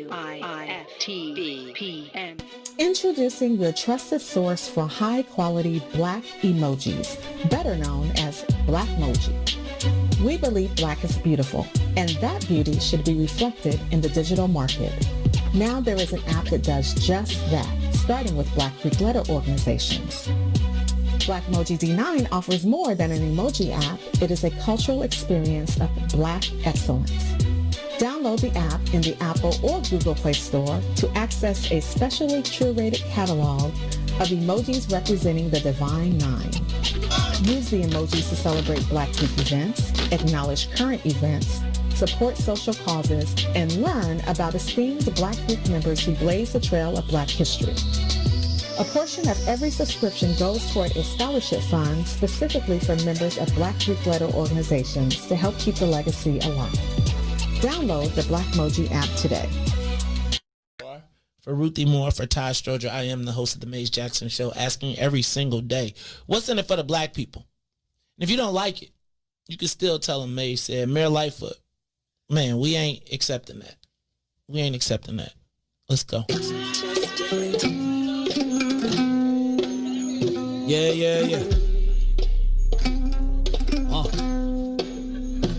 Let's get down to business and go ahead and address the facts, man. Lightfoot seems more lesbian than black. Rahm Emanuel's another case. He was just as tired. 50 closed schools left much to be desired. Police had Anjanette naked on that body cam. They suppressed the footage so it couldn't touch a lot of hands. Reminds me of that 16 shots in that cover-up. Both of them similar, so I went and dug it up. George Floyd killed, a lot of riots happened in the town. Southside burned and they wouldn't let them bridges down. Grandmother sick, need a prescription and plus a couple groceries. You gon' have to travel just to get it now. COVID-19 out here shutting all the business down. Not enough SBA loans to even give around. So many failed businesses that you could put them in the pile. If you don't survive the pandemic, it's gonna sit you down. We sing, dance, play ball, entertain, and crack jokes. Government infested black neighborhoods with crack smoke. System that milked us so bad, we got lactose. Still trying to find out what's in it for us black folks. We sing, dance, play ball, entertain, and crack jokes. Government infested black neighborhoods with crack smoke. System that milked us so bad, we got lactose. Still trying to find out what's in it for us black folks. Shout out to Willie Wilson, hope one day you get to send it. We need some different players in the game to handle business. Too many shady characters like Madigan and Blago. But when you really break it down, it's typical Chicago. City full of gangsters, it's what the land was built on. Same streets with hood legends, DNA get spilled on. Carjackers out here lurking, trying to get they steal on. Looking for a block to put them Hellcat wheels on. Lenders give bogus appraisals a red line. Car crackers out here getting minimal fair time. And I'm concealed carry, I stay with the pipe. But Illinois gun laws giving minimal rights. Stay up on the swivel, make sure I'm moving tight. Check all of my mirrors when I pull up to the light. Pick my homie up from out of town, man, he caught a flight. He was hella nervous, told him, shorty, this is a way of life. We sing, dance, play ball, entertain, and crack jokes. Government infested black neighborhoods with crack smoke. System that milked us so bad, we got lactose. Still trying to find out what's in it for us black folks. We sing, dance, play ball. You are listening to the Maze Jackson Show. I'm your host, Maze Jackson. Got my co-host, Todd Stroger, Miss Ruthie Moore. Lil Ron is in the building. Lil Ron, so do I get you to stay over since everybody ain't gonna be here on time? You gonna hang out? You got us? See, look at Ron coming through in the clutch. That's why. Can he say something before the show end though? The show ain't over yet. So I'm gonna just tell you, but that's why I mess with Lil Ron, right? Like Lil Ron he family. Like, you family, Lil Ron. That's why we call you Lil Ron. All right, y'all, we gotta wrap this thing up. So y'all was saying that who was the most impactful black media outlet? I said the people down the street. Mm-hmm. Todd, you said Maze because you were pandering. Great. No, I just like to say words like that. But no, I do think it's you. Oh, well, thank you. Ruthie, and you? Sure. Toot toot. This is my horn. Go ahead. Honk, honk. Or is it beep, beep? Yeah. His horn. His horn. No, his horn. I want the whoop. No, Maze, you get all of your props, my brother, because you literally... It's so hard, and just I'm gonna touch you right when I say this. It is so hard to go against generations the way things are built. It's very difficult, and as a young person, I will tell you that it's like penetrating a brick wall trying to get through with some of these generational things that have been given to us. What? Thank you for that, Ron. Come on, Ron. Take that. So May, so you literally, it's like you're going up against Goliath. And so congratulations, and you got people that support you. I already told you when you called me, I ain't even ask you enough questions because I was just like, I got you. I'm with you. Let's do this. Man. Same with you, Todd. You put your 2 weeks in because, you proper. You old school with it. I so appreciate y'all. I would lay hands on you, but that's not probably good. He ain't Catholic. It's not Did good you wash optics. those hands? Todd, I thought black Catholics people didn't put their hands on people. Y'all no, don't yes, do that. they do. Not they get their hands. They get hands put on them. I will say, when a priest becomes a priest, it's a ceremony. It's incredible. I hope it ain't for the kid though. Them altar boys. But I see that we are off the track here. That's not us. That's them priests. Just like Catholicism, y'all got off track. No, look, hey, I'm with you. The power structure let those guys get away with hell, which is probably where they all are now. Ooh, come on, Todd. I hope they ain't in hell with a bunch of little boys. All right, y'all. This is the Maze Jackson Show. I'm going to tell y'all I'm honored. We're going to continue this tomorrow. We're going to continue with who are the most. We still ain't voted on. I'm going to give y'all till tomorrow to vote to see if we still the most. We got to do education, too, I think. Oh, man, I can't wait to do that one because I got Dr. Janice Jackson versus Stacey Davis Gates. Ooh, we're going to make that a celebrity death match. All right, y'all. Hey, Ruthie, we need to come back tomorrow with a different name other than Maze and throw them off. Now, don't forget y'all pajamas tomorrow because we are rocking the pajamas for a Christmas Eve show. I am the host of the Maze Jackson Show. Now, I want to tell y'all today, Salim is under the weather, so he will not be in. So we'll be doing a replay of his show today. Don't forget, you got the Bigs, you got the Book of Dawn, and then we closing it out with Herb and 2. I said what I said. For Maze and Lil Ron, Ruthie and Todd, I am the host of the Maze Jackson Show, asking every single day, what's in it for the black people? And if you don't like it, you can still tell them. Maze said, we out of here. Hey. Check this out. Tomorrow also, President Carrie K. Steele, I keep leaving the basket out. She has gift baskets that we are going to give away full of gifts that if you've been looking for wipes and stuff, she got the hookup. She got the plug. So we're going to be giving away 8 gift baskets tomorrow. She got any Twinkies or anything in that basket? You know, she said you didn't speak to her yesterday at Nordstrom's. Hey, it's the Maze Jackson Show. We'll be back tomorrow. We out of here. Peace. WIIFTBPM.